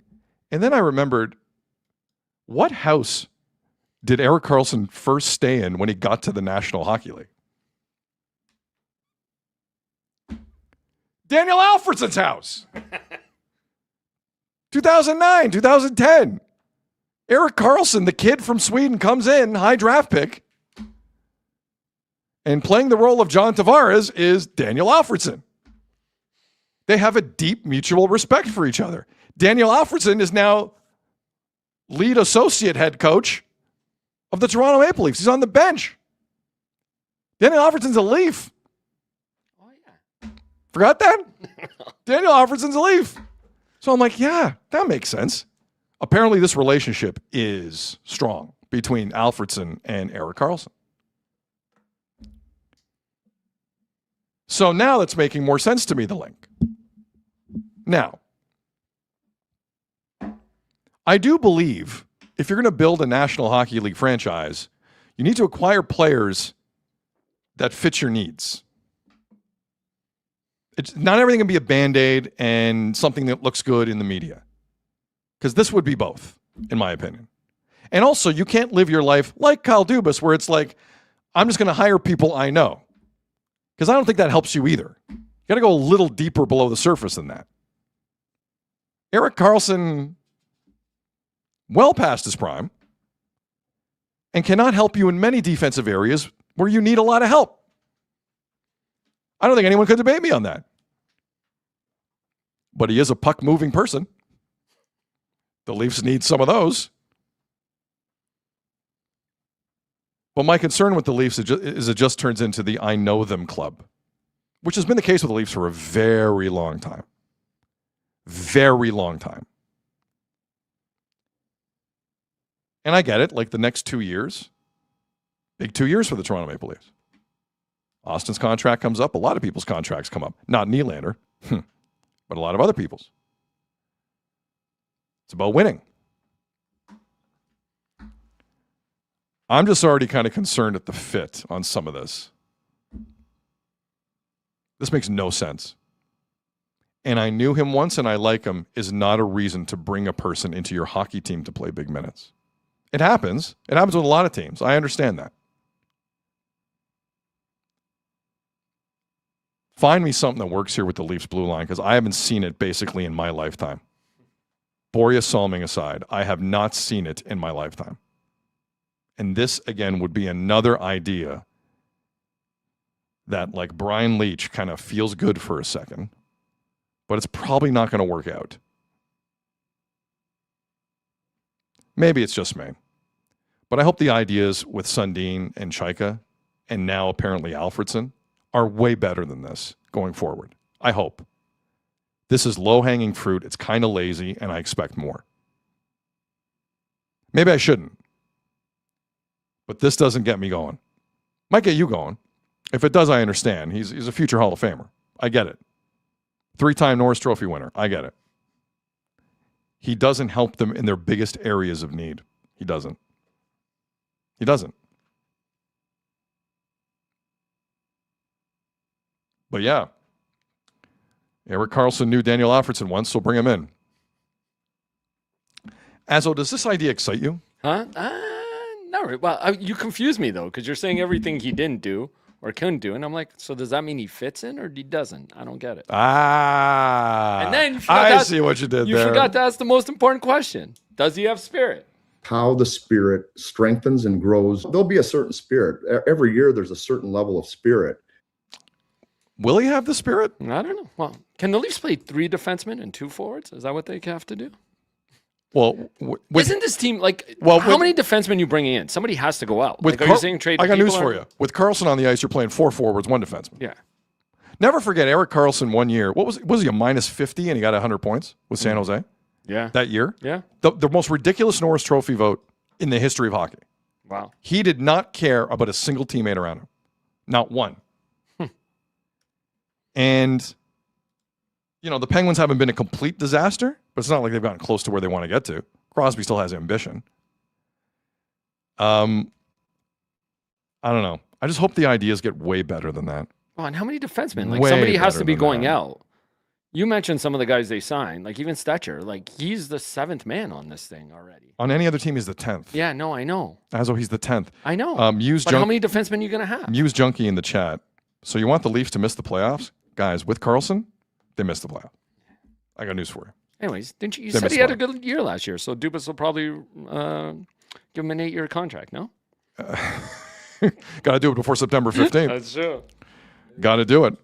Yeah, I don't know. I don't really see it. Like, to me... By the way, Kyle Dubas has been, like, horny to get this guy most of his career as a GM in this league. Mm-hmm. If he's willing to trade him, be wary. He's got to trade Sid to the Habs first. Yeah, that has to happen first. And then you can get rid of him. Yes. Right? Which could happen. Mm-hmm. I just think this is weird. Yeah, I agree. Like, we're not... If you're this is like Max Scherzer for the Jays, if you're right? a little bit. You know what I'm saying? Like, I see that comparison. I just don't know what the plan is here. I don't know what the plan is here. It's, once again, for the culture? Karlsson for the Leafs would be symbolic of what has gone on the last 60 years in this city. It is short-sighted. It is Band-Aid-esque. It doesn't make any long-term sense. And guess what? You'd have to give up an asset. Why? Just because you got McKenna doesn't mean you have assets. You're still a team with not a ton of them. Just continue the Leaf way. That's all it would do. Panic, no planning, fix it now, and you're sunk. Right along the same lines. I'm with you. Right along the same lines. You just started building up your assets again. You're going to dish some off for this? Yeah, I wouldn't. Viper in the chat. This isn't happening, so don't worry about it. Yeah. I don't know. There's connections with Erik Karlsson and the Toronto Maple Leafs. And that's what we were scared of when they hired all these guys, right? It was the old boys club. By the way, Alfredson and Karlsson, if I'm not mistaken, won a silver in Sochi playing for Sweden, if memory serves. So you're saying it could work? Is that what you're going? I'm saying they're tight. I'm not saying it can work. I'm saying they're very tight. Well, when's it called? What is he? Excuse me. What's Alfredson? He's like assistant head coach? Associate head coach. Associate head He's coach? the number 1, number 2. Right. He's Dwight 1B. Schrute. He's Dwight Schrute. He's the assistant to the regional manager. Daniel Alfredson So if he is the wants Dwight him, Schrute he gets him. But then of the who's Toronto really Maple Leafs. pulling the strings here? It won't be Hiller. Yeah. Toby Zorn in the chat. The Leafs don't have a plan. Correct. Well, they're retooling. Is he a retool guy? That's all they're doing. They're trying to. You're right. It's a Band-Aid. 100% it's You know who probably doesn't know that's what they always do. You know who probably doesn't know how to retool? The guy's been out of the game for like 7 years in John Chayka. And that's the nicest way I can say that. Yeah, but he's being forced into it. Retools are possible. I don't know if this is the guy to do it. But he's got 3 computers working. Well, one working. 3 computers on his desk. He's punching it in. AC in the chat. Pavel Kabina still available, guys? That's a good name. Man, so Carlson and Quinn Hughes are going to have contract years together? We're not getting to Quinn Hughes yet. Hold on a second. Okay. Hold on a second. I'm just saying. You really jumped that on I'm Quinn just Hughes. saying. Easy. Okay. Should I say Kale? No, never mind. No, because we got like 3 other things to do here. Okay. That are more interesting to me. Like Leon Draisaitl, for example. Ooh. So last week in Munich, the NHL had their kind of media tour. And if you saw some weird photos of Alphonso Davies and Leon Draisaitl together, that's what that was.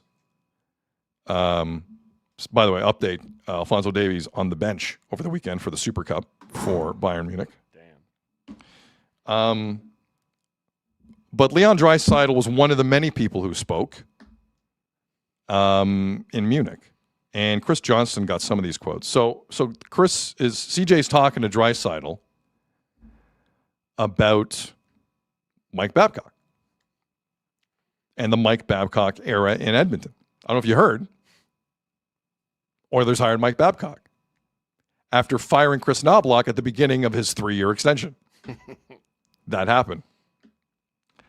So everyone's like, there's this now infamous meeting between Zach Hyman and Draisaitl, McDavid, and Mike Babcock.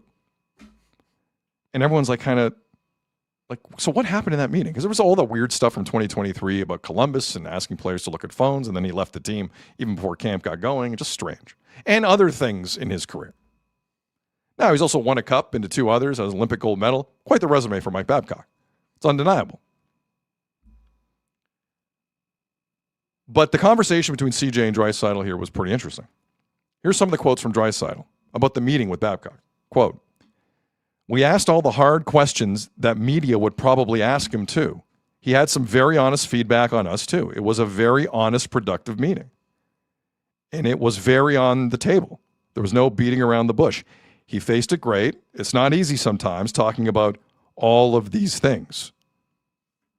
I guess we have an idea what some of the things were. He goes on to say, Draisaitl, "It was pretty clear pretty quick that he could be our guy. Just in what he sees and his attitude towards us, the leaders on the team that want to be coached and that want to be held accountable. I think it's just what was needed. We had some great meetings with him. And then, it just kind of took off from there."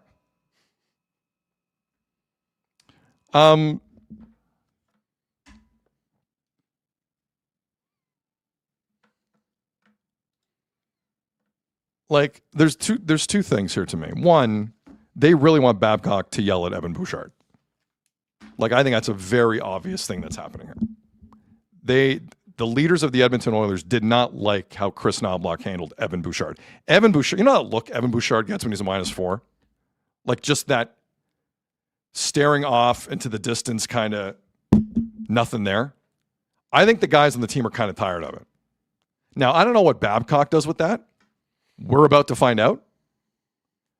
But I think there were elements of the Oilers, whether it's Tristan Jarry, whether it's Evan Bouchard. I don't think that, like the leadership obviously wasn't cool with how Chris Knobloch just handled everyone with John Schneider gloves, it seems.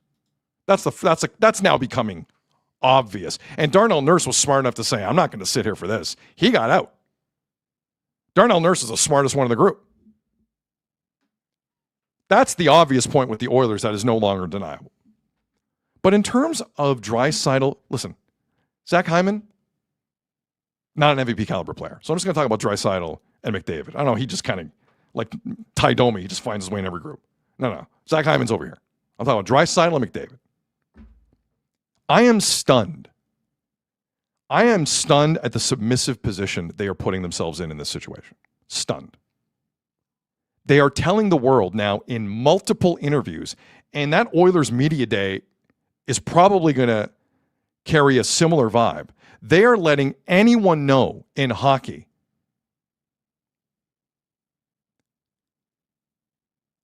we can't say anything going forward.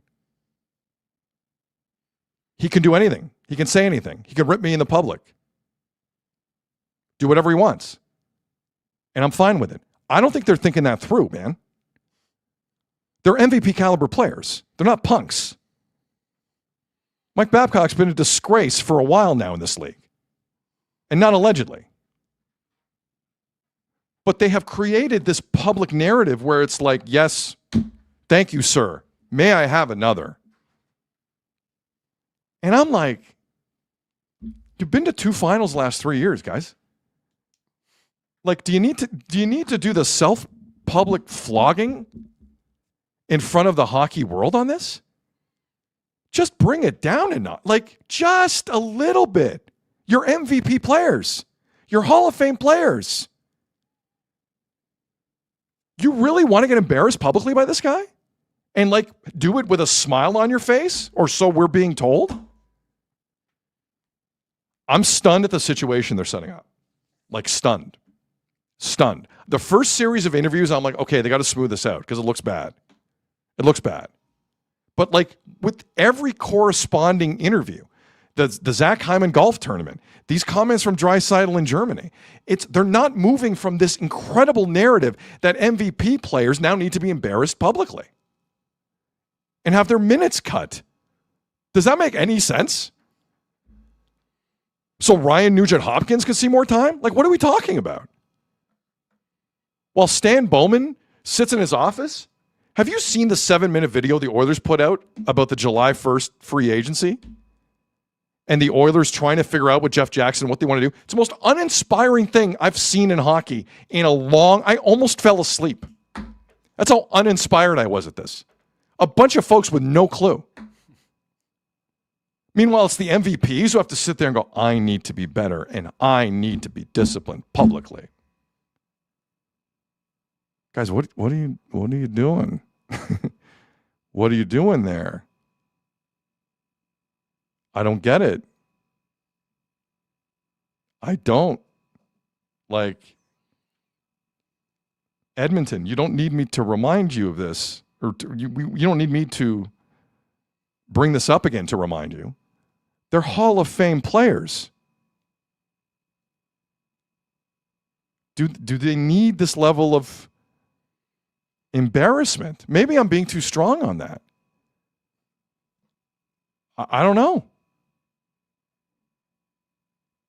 It's weird. It's really strange. It's really strange. And they have set up a situation where Babcock does not have to hit the brake pedal on anything when it comes to all-time generational players in this era.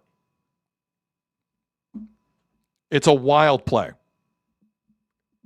And I'm not even talking Babcock. I'm talking about how Draisaitl and McDavid are framing this publicly. It's a wild play. It is. And I think it's a little overcooked. I know they want to win a cup. Edmonton knows they want to win a cup. Everyone in the league knows they want to win a cup. It's not like you got to prove that to anybody. We've all heard the clip of McDavid in that first Stanley Cup run in the dressing room screaming his head off. We're aware. Everyone's aware. You don't have to go this far, guys.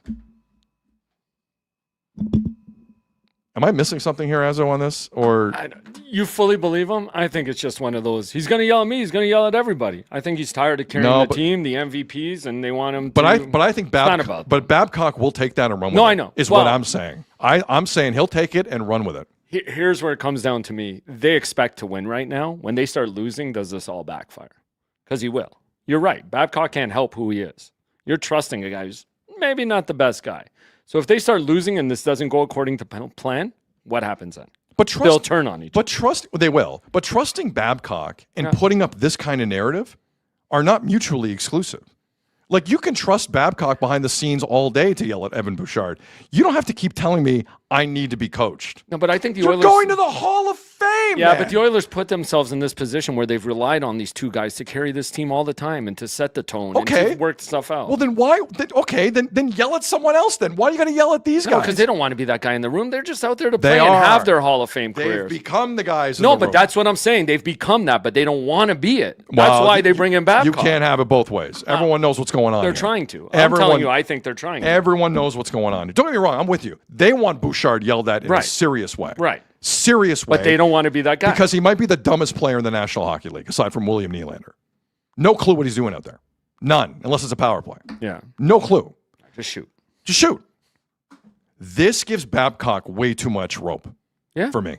Way too much rope. If your public players are saying this, considering his rep, what's your recourse? But I think you can't go to the media anymore with anything. You can't say anything. You can't act pissed. You can't get your back up. You can't do anything because this ridiculous narrative has been planted in the soil since like the Zach Hyman tournament. Now what are you going to do with it? I hope they know what they're doing, man. Who? The players? Because the players this is all on specifically. the players. The players specifically. Like, to me, the organization has given them all the power to do this. And they're not just calling out the other players on their team. They're also calling out the executive who have catered everything to McDavid. Brought in his former agent. Brought in his former coach. Guys who are never going to yell at him. Do you think there's any way Mike Babcock knows he's tied to these guys and kind of he's going to bend over to them in some ways? Really? Really? You think Unless Mike they start Babcock, losing. You think Mike Babcock's going to do that with these guys? I don't know. Mike Babcock was just brought in and everyone bended the knee and said, help us, Yeah. Obi-Wan. You're our only hope. That's what I'm saying. You know, I hear what you're saying, Azo. You're making a lot of good points. What I'm saying is the knee has been bent. Yeah. I think this is more calling out management, saying, you guys got to stop catering to us. We don't want to be those guys in the room. Bring somebody in who can do X's and O's more than us. That's the first I've ever seen that in professional sports. Please don't cater to me anymore. But they have. They've given these guys all the, especially McDavid, all the power. I mean, well, all the power, but they go get Tristan Jarry. Yeah. Like, so he doesn't have all the power, right? Because this is, like, he doesn't have all the power. I don't think Tristan Jarry was his call. Mm-hmm. Here's all my cap space on the savings. Tristan Jarry. Yeah, Probably exactly. not. Probably not his. Exactly. It just is. It's crazy where they're at, and like just dying for this to go off the rails, and they start losing, and what happens then? Well, now they can't. You're right. If that happens, what are they going to say? What's Draisaitl going to say after quotes like that? Like, there's only one way this works.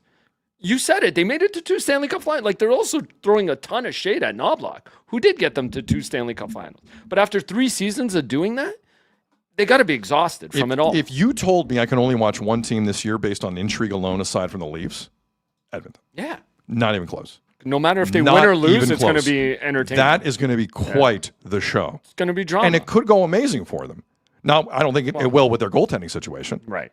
But that's the crazy part. Like, the only way they look good in this is one outcome. They win the Stanley Cup, which seems, as they know, it's not that easy to do. Quite the bar. Yeah. Kind of a high bar. That's the only way these guys can spike footballs on this decision. Mike in the chat. Azzo's making good points. For a change. The urban angst in the chat. Yes. Azzo, please don't pick at it. Take it easy. Take it easy, please. I haven't. I just dab it with Azzo, take it easy. Yeah, take it easy. Think it is? Ah, okay. Everyone's concerned about your face. I know. It'll heal, I swear. Omega in the chat. I like this. This year, the Oilers need to be a reality series. Tell Amazon to throw 9 cameras on the road with that group. Yeah, it's true. What was the Leafs one called? Or what's the the final, what was it? It was stupid. It was a stupid name. Hold on. I was going to say, they need like a hard knock. It wasn't the passion that unites us all. Leafs, Amazon documentary. Views Junkie. This is the Oilers' last dance. What was it? All or nothing. All or nothing. All or nothing. And all they did was complain about Freddie Anderson the entire thing. They can go with that. They can go with that for these guys. Yeah, that's definitely an Oilers headline. No doubt about it. Who was it? I think it was Christopher in the chat said like they were on autopilot here, like from an executive standpoint. Just try and rely on these 2 guys to get you there again. Who got you there twice? We'll see how this goes. But it's true. It's not even fair to Knobloch how much shade they're throwing on him for no reason. A lot of Knobloch shade. Who got you to 2 Stanley Cup finals? And yeah, okay, it ran out. Hey, Chris, I'm sure they're all exhausted. Chris Knobloch, I've had a year off before. Enjoy it. Yeah. Good for you. I love it. Good for you. I love it. Good for you. Staying with the European tour, Because honestly, and Azzo and I, we've had this conversation a couple times this week. We're entering the part of the news cycle where we're just going to get some really interesting hockey quotes from people. And there was another one last week in Munich involving another German player, Tim Stützle of the Ottawa Senators. So it's now several months since Brady Tkachuk was a coward and left Ottawa. Not that he left Ottawa. It's always kind of his choice, but the way he did it, I didn't like it. And I'm sure fans in that market agree. So Tim Stützle made his first public comments since Coward Face left. And he said this about Brady Tkachuk last Friday. Quote, this is Tim Stützle. Quote, it's his decision. There's nothing we can do about it. For me, he was always a great teammate and obviously a great hockey player, and we're going to miss him. He was always there for me, but at the end of the day, we've got to move on. We're going to miss him as a hockey player, as a person, and as a leader, but it is what it is. We're focused on what we have ahead of us and the team we have right now, so we wish him all the best. He goes on to say the following. I think everyone who is here right now loves being in Ottawa and loves playing for the Sens. So I think that's the biggest key, and that's what we want. I don't think he's going to get the captaincy there, Azzo, eventually. I don't know what Steve Staios and Travis Green are kind of thinking. Although it sounds like Macklin Celebrini is going to become the captain in San Jose. There's a report out that he's expected to be named it before the start of the season. But what is next in Ottawa? Who takes that I leadership think it's Jake Sanderson. Yeah. But I don't think it should be this year. I'm a big believer in taking a year and see who your captain is. Right. Because guess what? Your what's the saying like when you like find a pet, if you go to a shelter or you go to a breeder or whatever, like you don't choose the pet. The pet chooses you. Right. The dog will come to you, the cat will come to you, whatever. Your captain will come to you in sports. And also just every time. Yeah. Create some separation from that last tenure or whatever you want to call it. I think it's important. I'm with you. I think it's very important. Now, right? Like you're turning the page on Brady, so create a little bit of separation. Viper in the chat, Sanderson or Shabbat? Those are two of the front runners for sure in Ottawa. RMC Shabbat, in the chat, Shabbat. There's a lot of Shabbat love. I like Thomas Shabbat. I just think Jake Sanderson is like pound for pound a top 10 hockey player in the entire league, regardless of position. Oh yeah, like Jake Sanderson's definitely. That good. Yeah. I'm a Jake Sanderson guy, but give it a year, give it a beat. I'm with you. Give it a beat. It might allow the team to grow together too, right? Especially losing their former captain. For sure. That's what I'm saying. Like just give it a little bit of separation from turning that page, and let these guys come together. I think it should be Sanderson or Shabbat because you still have a goalie in Linus Ullmark who's never played 50 regular season games in a single season in his life. Whoever's on the back end, Zub, all those guys, they're going to be busy. They have a real responsibility to keep the crease clear and make sure the goalie sees stuff. Because last year was a problem. Linus Ullmark might need a break, and we all understand why. But the blue liner is very important in Ottawa in this format, in this system. But I give it a year. Do you name one now? No. In Ottawa? No. I like that idea. I like the idea of just holding off. Yeah, make them all put A's on their chest and then just see where it goes after this. But you're right. Stützle and Sanderson would be the front runners because they're all locked up till what, 20, 30, 31? Something like that. Yeah. Sammy in the chat. Ullmark for captain. No, that's not happening. That's not happening. The Smurf in the chat. Shout out Zub. Artem Zub has some fans up there. They like him. Sloshhager says Ullmark will be better without Tkachuk there. It's going to be interesting to see. Tkachuk wasn't liked on the way out. Getting the feeling. Small Victory Schneider in the chat. Jake Sanderson, the C. A's go to Shabbat and Stützle. I think that's how it might play out. It does make sense. But I think for the good of the team, I don't think you want that hanging over. Guys, I live in Toronto. The captaincy got weird in Toronto. Yeah. It got weird in Toronto. Avoid the captaincy thing as long as humanly possible. It comes with entitlement. It comes with tons of expectations that most Canadian hockey players in this market or American hockey players, wherever you're from, it's tough to live up to. Like of all the captains in Canadian markets right now, like who's living up to expectations? Like there's McDavid, there's Suzuki. Who else? Like who else?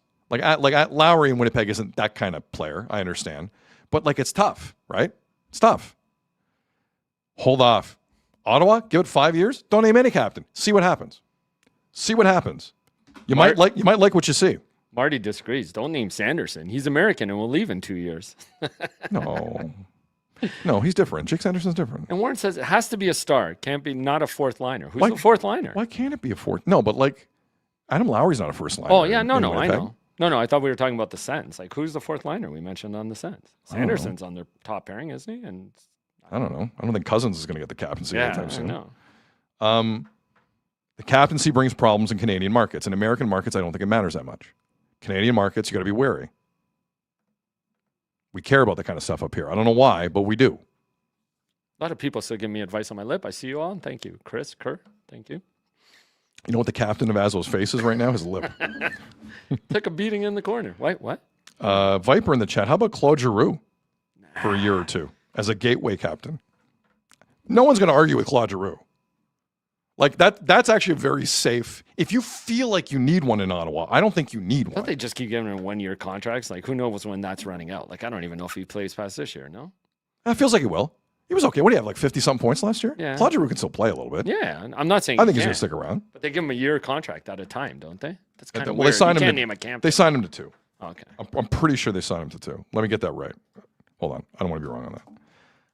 And there were a lot of teams in on Claude Giroux at the end. It's true. A lot. It's no, it's year 1 of 1. You're right. It's year 1 of 1. Yeah. $2 million cap hit. Yeah, it's true. 1 year captain's kind of sketch. Yeah. You can't do that. You don't want to do that. Then it minimizes the captaincy. RJ in the chat. Just give Alfredson the C. Oh, wait. Anything else on the Sens? No. Sens are going to be fascinating too. Yeah, they're another one. Oh, so many Canadian teams are going to be fascinating this year. Okay, so let's dive into the money. And right as we sit here today, Here comes the money. Did you see the guy? I forget who the Seahawks signed to a big deal during Hard Knocks, and he walked in, and someone blared that song out of their Bluetooth speaker when he walked in. It was really very funny. It was pretty good. It was pretty good. Maybe that's why it was in my head. It's funny. Comes the money, money. Witch doctor. Dollar bills, y'all. It's one of my favorite entrances of the Attitude Era. Seriously. Shane O'Mac. The walk? Yeah, Oh, yeah. The mini walk? And then Shane O'Mac would try and kill himself every premium live event. Yeah. Off a cage. So right now, Macklin Celebrini is the highest paid player in the National Hockey League. Like not this season, but like just generally. His new deal is going to be $18.8 million. Most you can get paid is $20.8 million this year. There are 2 players everyone's looking at who have a year left on their contract. Cale Makar is one. Quinn Hughes is another. What will the number be on both sides of that? Is the question everyone's asking. So let's start with Colorado and Cale Makar. Cale Makar is a Conn Smythe Trophy winner in this league, Stanley Cup winner, 2-time Norris Trophy winner. Bit of a resume with Cale Makar. I know he had some injury issues towards the end of last year. Whatever. Still a first ballot lock Hall of Famer. Already. He needs a new deal. Joe Sakic, president of the Colorado Avalanche, because Chris McFarland moved on. He's now running the Preds. It's Joe Sakic's deal. Joe Sakic is dealing with this negotiation. Keep in mind in all of this, September 15th is a big date. That's the last day you can sign a player and give him 8 years if you drafted him. If it's after September 15th, the most years a player drafted by his own team can earn is 7. And then as a free agent, all you can sign for is 6. So it matters. Sunday, the Avs Colorado alumni played a game, and Joe Sakic, in typical Joe Sakic kind of fashion, had a rather laid-back media availability. And he was asked right off what's going on with Cale Makar and his contract extension. Makar has a year left. Doesn't sound like Joe Sakic's that worried in the clip we're about to play for you. Here it is. Not really an update. I mean, we can continue talking, and I'm pretty confident that he'll be signed before the season starts. There's that other deadline. There's a point where he can't sign an 8-year contract anymore. Does that play into this for you? No, not really worried about it. I think when there's a deal announced or signed, agreed to. Both sides will be comfortable with whatever term it is. Just since the last time you spoke, there's been some gigantic contracts signed. Has that complicated things in any way? I haven't noticed that. No, I mean,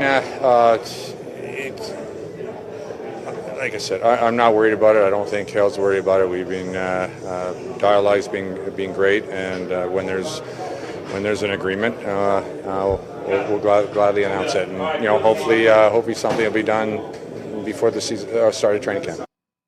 Unc Ryan in the chat. You guys know Celebrini's still on his ELC, right? Like I said, You mentioned it. right now he's not the highest paid player in the league. I just want to clarify that. Next year, that changes. But back to Makar. Joe Sakic seems rather comfortable with where he's at with Cale Makar. Okay. Based on what Elliot Freeman was reporting today, Bill Guerin not as comfortable with Quinn Hughes. That's I have to be honest with you. Considering the bravado I have seen from Bill Guerin in the last 12 to 18 months, a nervous Bill Guerin makes me smile. And it sounds like Bill Guerin, considering the price he had to give up to Vancouver to get Quinn Hughes, isn't sure my guy's not going to skate off into the sunset and go to New Jersey or wherever.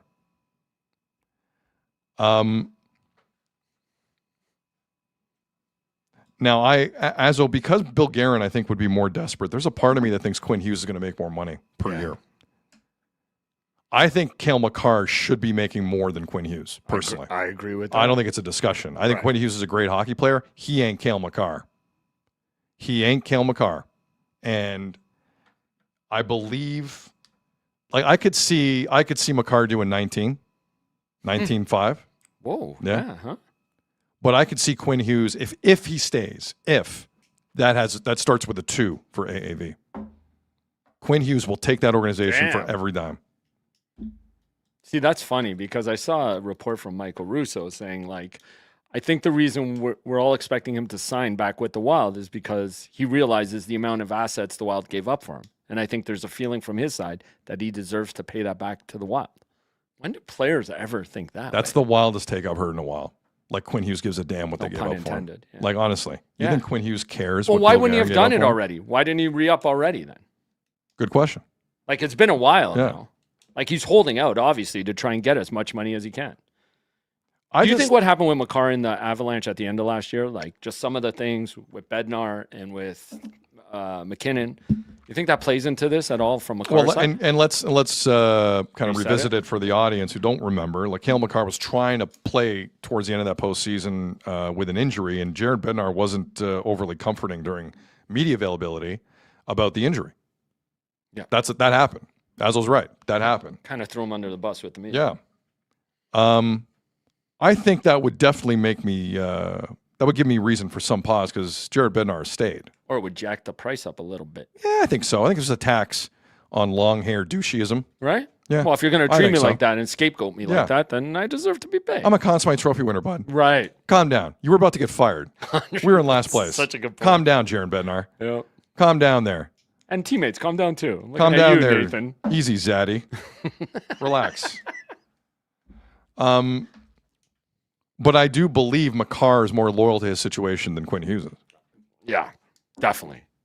I love that. I don't think he deserves more. I think Quinn Hughes ends up with more because Guerin's more desperate. How do you see that? Who ends up with more, Cale Makar or Quinn Hughes? I'm with you. I think Makar deserves more, but yeah, I mean, Quinn Hughes will hold out. You saw what he did. He forced his way out of Vancouver, even though he was a captain. Like, yeah, he'll hold out till he gets what he wants and how much money he wants. Some team will give it to him. So I'm with you. I think it plays out where Quinn gets more.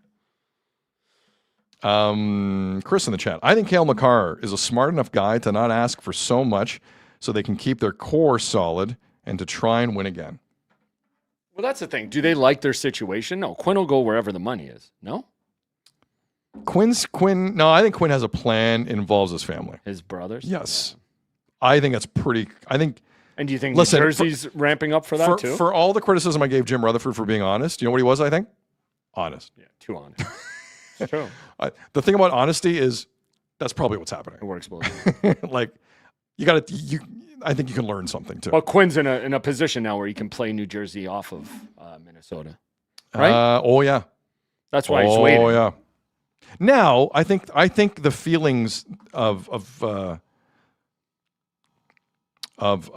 frustrating nature for Quinn Hughes aimed at New Jersey were real. That New Jersey maybe didn't step up in the Canucks trade. I think those are real, and I don't know where that sits.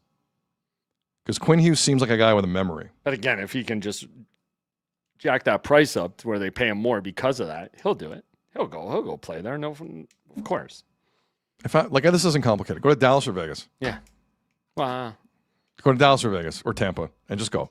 To me, this is not a wild type of decision. If you want to get complicated with your brother, that's a different story. But or just sit in Minnesota and make $20 million a year. Is that the worst thing in the world? No. Is that honestly the worst thing in the world? You and Kaprizov, just with your own boats on one of their many lakes, just zipping around. I don't know. Seems like a decent situation. Yeah. It's not like they're a terrible team. I think Quinn Hughes ends up with more money, but that's out of desperation for Guerin. Well, if they pay him, who has maybe talked his way into a problem. Giving those assets up and not making sure there's an extension kind of agreed upon. It's kind of important, right? Yeah. Listen, Seattle Kraken are a lot of things. If I'm giving up all this for Jason Robertson, I want him here. Definitely. I want to know he's committed. I don't rip the Kraken for that move at all. Mm-hmm. It's very responsible business dealings for your clientele and your season ticket holders. You would think that was worked out before, for sure. But it wasn't. Or they thought they were going to win and he'd re-sign it right away. Chimmy Chong in the chat. Sid once called the Minnesota Wild the dumbest organizations in sports. Yeah, I did. It was the Kaprizov contract. That one was insane. Insane. That was before all the cap space opened up. Right. Okay. We can sit that there. There's one other thing. Boy, this is quite the summer for top 10 centers lists in the NHL. Rankings. So many rankings, man. What are you going to do when it's a month away this season?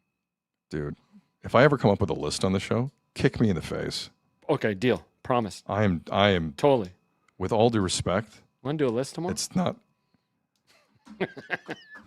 Let's create more content no one cares about. But this one, a list done properly. Dude, I kick you in the face. We go viral. Let's go. It's true.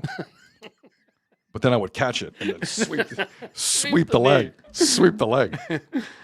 So NHL Network over the weekend came out with their top 20 centers. We mentioned in NHL 27, Austin Matthews was not a top 10 center in terms of overall rating.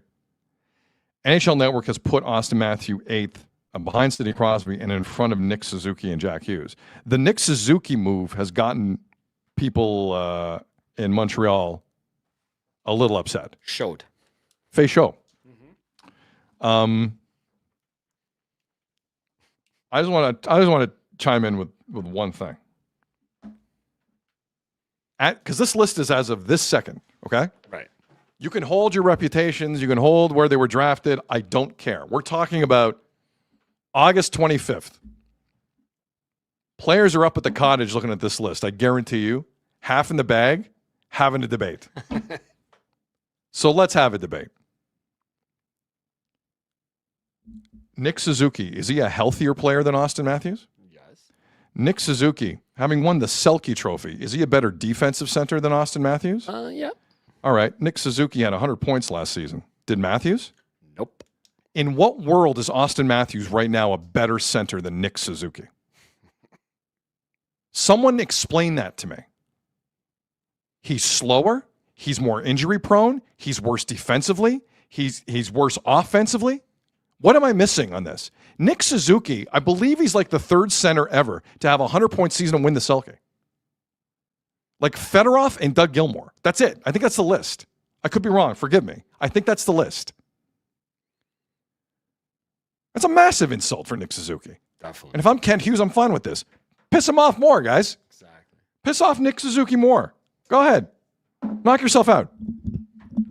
Austin Matthews not by one quota any of us would deem important right now is a better hockey player than Nick Suzuki. That is asinine. That is asinine. And that's not Toronto media. They're at a Secaucus, New Jersey NHL network. So spare the Toronto media garbage on that. That's other places. Secaucus. Michael in the chat. But hey, guys, Austin has the spirit. It's not working. How the spirit strengthens and grows. There'll be a certain spirit. Every year there's a certain level of spirit. This is a crazy place to put Austin. What about as a captain? Would you say Suzuki's growing into that a little bit more? And he's a better captain. Yeah. Yeah, that's what I was leaning on. Guess what? If someone knees the hell out of Suzuki on that ice, you think no one's jumping in? You think everyone's looking like Nylander and Riley did and Brandon Carlo? That clown? You think everyone's just looking? I doubt that heavily. You know what else is funny? I noticed some NHL Network personalities, like the two I noticed were EJ Radick and Mike Rupp. They had to make their own top 10 list, and both of them had Suzuki way past Austin, in front of Austin Matthews. So EJ and Rupp disagreed. Yeah. Good for them. But they both put out their own list. Good and Rupp had Suzuki at number 8 and Matthews at number 9. He also had Jack Hughes ahead of Austin. And EJ Radick had Austin at 8, but Suzuki up at number 5. So I think some personalities were like, yeah, I don't think this is right. No, good for them. Yeah. Because that reflects everyone at the station. Yep. Like, that's the tricky thing with the TSN top 50 list they do every year. Mm-hmm. Not everyone is on the same page on that. But everyone's painted with the same online BS. It's like it's fun, but then it becomes not fun when you're inundated in the mentions. Mario in the chat. Hey, guys. William Nylander was temporarily blind in that incident. Not fair. Yeah, he didn't see it. It's true. Nylander didn't see it. He didn't see it. Better find the spirit this year. How the spirit strengthens and grows. There'll be a certain spirit. Every year there's a certain level of spirit. That's really rough on Nick Suzuki coming off the season he had. Like you said. That's really rough. Let it inspire him. I think it might. That's crazy.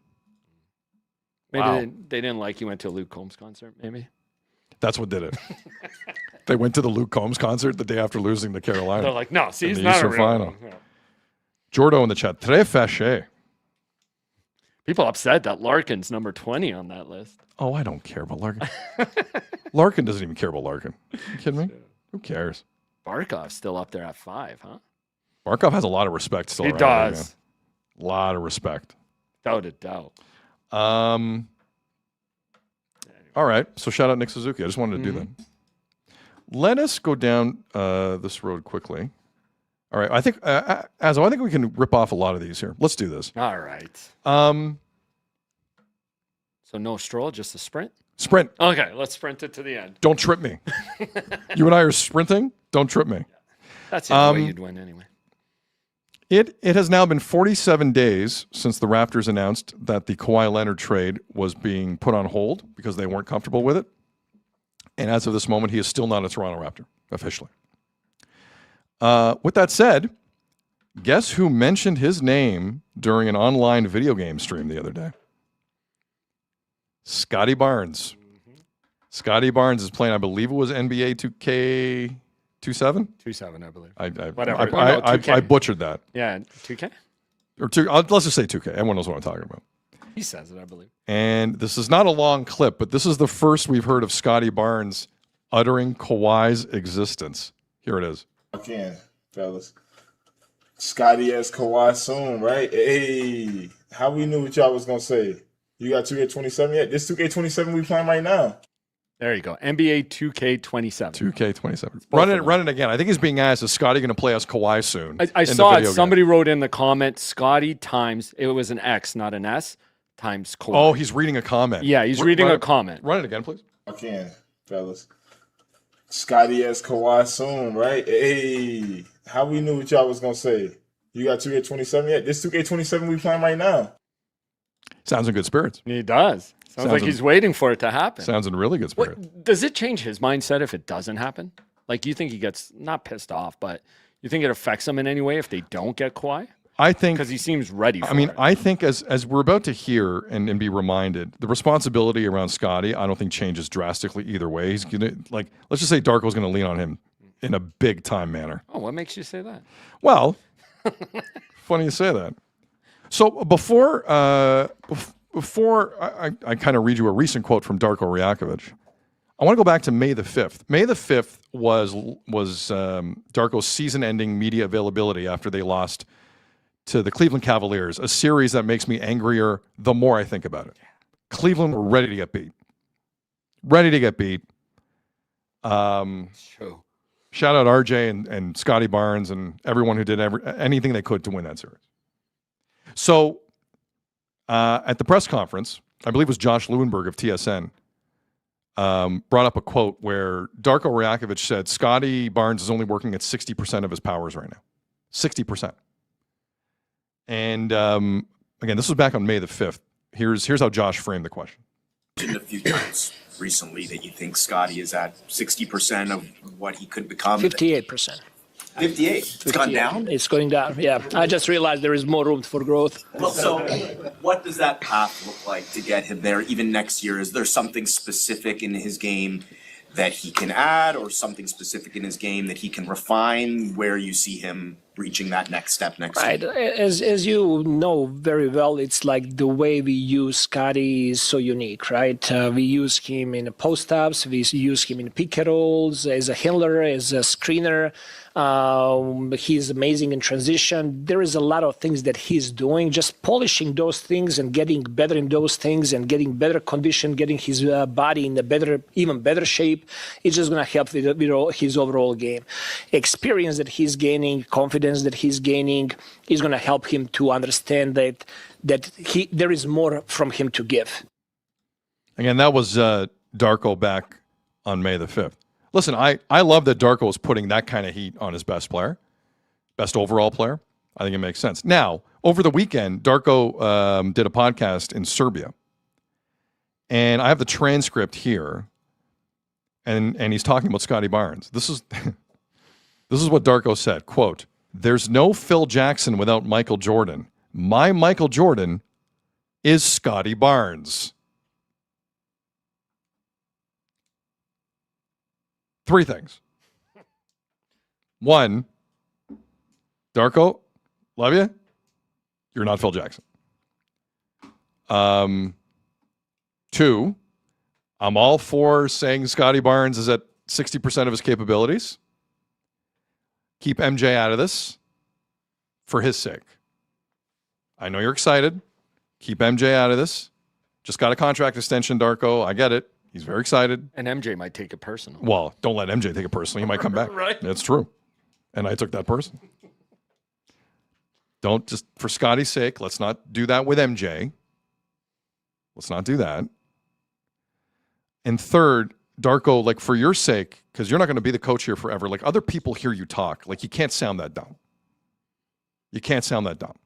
People hear this, they read this stuff, and they absorb it. Right? You can't. Michael Jordan is a revered basketball name. Let's not get ridiculous, please.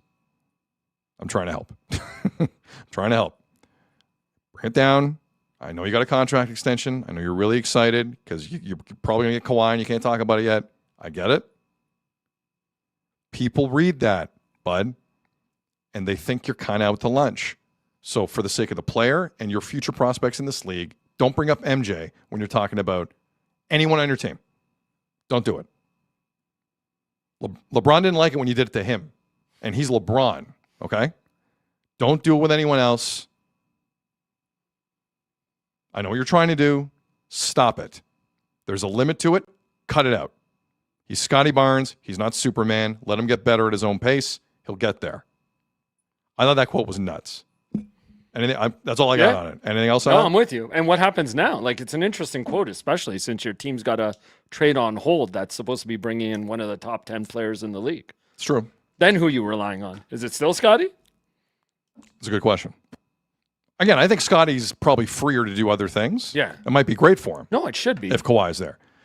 Michael in the chat. I've always thought Scotty was the next MJ. That's actually really That's pretty good. That's pretty fun. And hey, Scotty, if you want to go visit Kawhi. August 15th at the Kai Tech Arena. You're going to work out. You're going to work out at Kai Tech Arena. There you go. Okay. We're ripping through this. National Football League. Oh, we're gonna rip through this one. Yeah, too, we huh? are. We are. Okay. This was interesting. So the story of Deshaun Watson and the Cleveland Browns is a tragedy in football terms. It's a Greek tragedy. The Cleveland Browns acquired this guy in March of 2022, quarterback at the time with Houston. They spent 3 firsts, a third, and a fourth, and also gave him $230 million guaranteed. Guaranteed. Whatever happens, he earns that money. Since then, Deshaun Watson has won 9 games as quarterback of the Cleveland Browns. That trade was in 2022. He's won 9 games. Tore his Achilles. He was also in a situation where there were numerous accusations of sexual misconduct and civil lawsuits out of Houston. A lot of civil lawsuits involving dozens of people. So there's been this thing hanging over Deshaun Watson in Cleveland forever, and they haven't won, and the fans had enough. So he went out there Saturday and wasn't great in a preseason game. Shedeur Sanders was good, the other quarterback on the roster, but Deshaun Watson wasn't. Deshaun Watson Saturday postgame went to the podium and said, "I need to be better." Just kidding. He said the fans hate him. It's now personal. And he decided to go to war with the fan base while putting a diamond stud in his ear during the comments. This is what happened Saturday in Cleveland. I didn't have no reaction. I think the biggest thing is, I think you guys know too, and I think the whole world knows, it has nothing to do about the performance. It's a little bit personal than that. So I think that's it's a disrespectful thing. So yeah, I mean, I'm gonna keep whatever I feel with me and my family internally on how I feel about that. And yeah, just move on. But don't you think, Deshaun, that winning and playing better would eliminate some of that booing? Last time I played on this field, I tore my Achilles. And that same fan base, they cheered when I got hurt. So does that have to do with, what does that have to do with anything about performance?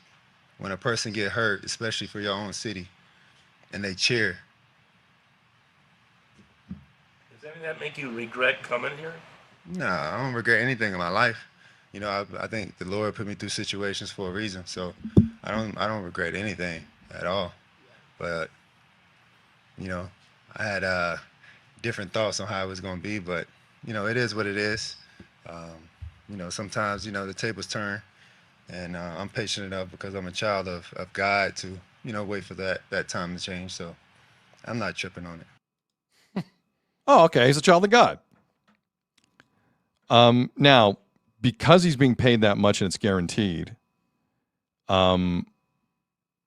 if the Browns were to cut him, especially after those comments, the penalties are severe. Like, we're talking $120 million in cap penalties on their salary cap. But the Browns did the right thing and let him go after those comments. Just kidding. Yesterday, they made him their starting quarterback for Week 1 in Jacksonville. The guy who went to war with the fans Saturday was anointed the starter. To me, what's going on in Cleveland quickly it's not about Deshaun Watson anymore. The fan base now needs to go to war with the owner. It's a tough place to be. You never want to be there as an organization. But it's time for the fan base to get together and have a meeting about how they want to handle this. Because this is way above. Clearly, the voice you just heard, I got news for you, a little delusional. So really trying to get through to him, not worth it. It's the owner. The owner is the disrespectful bastard here too. And I think something has to be done. If you're a fan there, what do you do? Yeah. Like, what do you do in Well, I Cleveland think they with that? started to do it, right? Like, that's Well, what they booed him Saturday, but I'm talking about not like Dan Orlovsky yesterday went on First Take and said fans really should not be showing up to watch this team play. I believe in that type of reaction. Yeah. Do you not agree that would get the owner's attention, Haslam? Of course. But we've heard from him too, and he said, when was this? Listen, at the end of last year, we took a big swing and miss with Deshaun. We thought we had the quarterback. We didn't. And we gave up a lot of draft picks to get him. So we've got to dig ourselves out of that hole. And now all of a sudden he's your starter again? I mean, like, that's why I would be pissed if a fan base says, I what thought do we you were do? moving on from I know this. you're pissed, but what do you do about it? I mean, they're going to boo him every time he touches the ball. They're lucky. You know why they did this? They start the season on the road with 2 And he's probably going to get hurt. Right. That's a fair point, too. Or, best case, he wins both games. What are those fans going to do when they come home and if they're 2-0? And if not, then you go to Shador? Like, they're just kind of playing with house money. But again, this is an organization that put themselves in this spot. They were the only team that wanted to give him guaranteed money. That's why he's there. That's why he says he doesn't regret. You don't regret anything? Like, what kind of line is that either? I just don't understand from an ownership perspective. Like, this isn't about Watson anymore. No, it's your exactly. fan base. Exactly. Man. Your fan base cannot go to war with your owner. The owner, they're trying to build a new stadium there. Yeah. Like, it's a really interesting time in Cleveland for this. Oh, they've disrespected the fans a ton. But, like, at some point, when is it enough? Like, Cleveland fans, I love you. You can't be going to games with this owner. And he told go get Sunday ticket, invite 20 people over, get some nachos, and watch the game. You cannot give that guy another dime. That's reckless. That's reckless. There are plenty of bad teams around the NFL. This organization is a different level of sewer. Different level. No ethics, no plan, no football sense. Everything you want in a team and an ownership, Cleveland do not have. Do not have. I just don't think you can keep showing up. Like fans who complain but show up all the time, I do not respect you. I don't respect you. I'm sorry. But I love the team. Nothing's going to change. What's the team doing? Nothing's going to change. We kind of had this conversation yesterday. Nothing's going to change. Make it change. Make it change. Cleveland fans have a big responsibility here. No one can save them but themselves now. Your owner is an idiot and does not care about you and probably jacked the prices on you this year on top of it. Now, I'm not saying Shador Sanders is some great quarterback. I got news for you. He's small and he's never going to make it. I got news for you. Because that's a whole nother issue. Everyone thinks saying Shador is the answer. They don't know anything about football. And now this guy's his mentor. That's the scary thing. Right? I got to go into that huddle with this guy who put his earring stud in the whole time and said, yeah, the fans, they hate me and I hate them. It's Trust fine. a guy like this. What's he going to do to Get your outta franchise? And they were trying to put a Band-Aid on the situation by bringing him in as a quarterback just to try and keep the fans there because they were losing. They were in a down spiral of losing. Ridiculous. And now look, you're trusting this guy? Hey, Oilers, maybe a heads up. Maybe if you don't trust the right people at the top, it's not going to work out. Yeah. The Oilers problem could be like a right at the top problem. But it just shows what he's about himself, and that's it. And again, I think they're hoping they're going to get, because again, the owner told you they gave up on this, and they know he's not the guy. He told your fan base that. He said that for a reason. Now all of a sudden he's your starter again? What's going on? Death Clutch 2000 in the chat. Shador Sanders will be okay, but won't save the franchise. I think you're wrong on the first part. I don't think he's going to be okay. They had either. a pretty good draft, man. To put this guy at the helm again is crazy. So we'll see how that goes.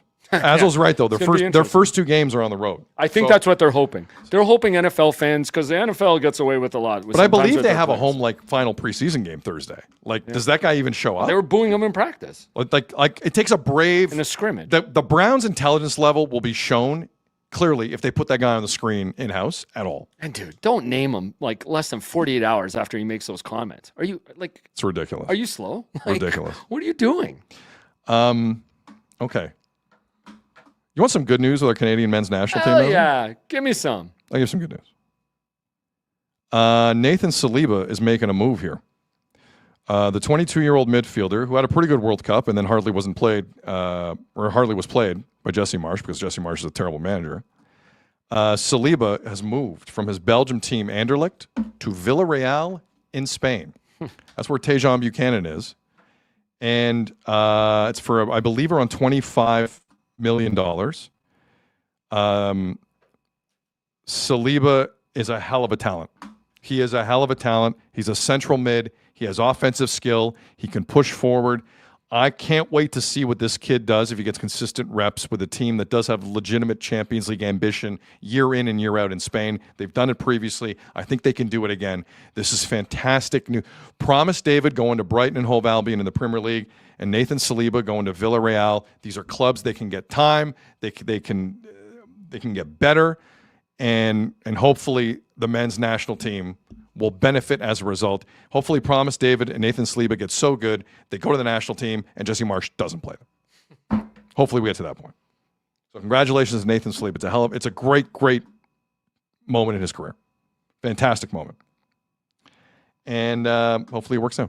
Any thoughts on that, Azza? No, I was just going to say, is he like that's three Canadians that were in that league that have moved on now to bigger teams? Promise, Luke, and him. Luke de Fougeros went to Fulham, right? Well, he was always a part of Fulham. He went there on loan last year, But he played in the same Belgian league, Yeah, right? he did. Like, these guys are all moving up, and Promise, too. For sure. Right? I think I read that, yeah. It's good to see these Canadian kids taking a step, though.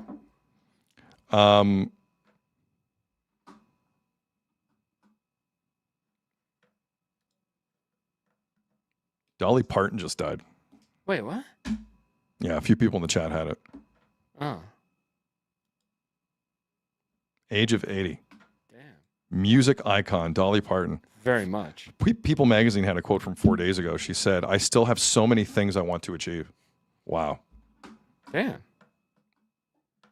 That is a titan of the music industry. Very much. And country music. Wow. Wow. Okay. Thanks for the heads up, chat.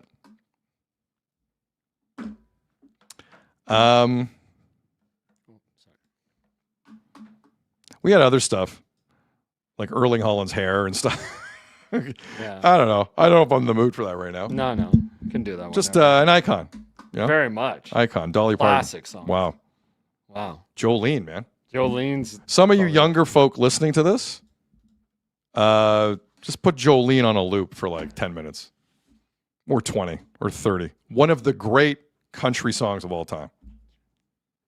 Islands in the Stream with Kenny Rogers. Oh, Islands in the Stream. That's a great one, too. Island in the Stream. They're one of the great karaoke songs of all time. Yeah, exactly. All time. Islands in the Stream. It's true. But Jolene is still like an all-time track for me. And it was covered like by many, many people. Does anybody not sing 9 to 5? Or, yeah, right? On 9 to 5. Yeah, it's another one. Working 9 to 5, man. Everybody knows that one. 9 to 5. That song was bigger than the movie it was a part of. I forget what movie it was a part of. It was about a boss who was just a jackass and ladies had to deal with him. I forget what the movie was called. Or maybe it was called 9 to 5. I don't know. Yeah. Oh, yeah, the movie was called 9 to 5, too. Oh, it's called 9 to 5? There you go. She was in it, too. There you go. Oh, she started it. That's right. Yeah. That's right. But, man, an icon since, like, music since the 60s, Oh, dude. yeah. Holy cow. Oh, and was doing yeah. things. Remember when she performed at that Thanksgiving Super Bowl?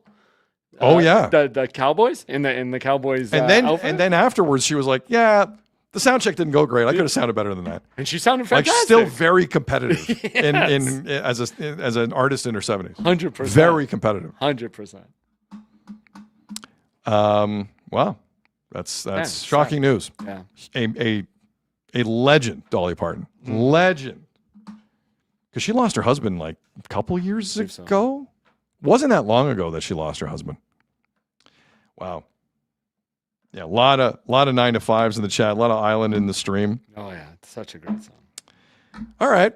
Damn. Sad note to end the show. It is. But she was loved. March 2025 is when Dolly Parton lost her husband. Oh, wow. Yeah. Sometimes it happens like that, you know? Without it. Life's funny that way. All right. Had some PGA Tour stuff about the Tour Championship and match play. I don't think it's that interesting anymore. Yeah, no. You save that. I don't think it's that interesting. Yeah. Okay. You good, Azza? I'm good. Hit like and subscribe, please, folks. All right. Our apologies. We want to get to Anthony Santander, but we ran out of time. On behalf of Azzo and everyone here at Sick Media, I'm Sid. You've been watching and listening to the Sid Seixeiro Show, powered by Sick Media. Enjoy the rest of your day. Let's see what tomorrow brings. Take care. We'll talk soon. And that's a wrap. Hope you don't miss us too much until next time. Follow the Sid Seixeiro Show on YouTube. X, Instagram, Facebook, and wherever you get your podcasts.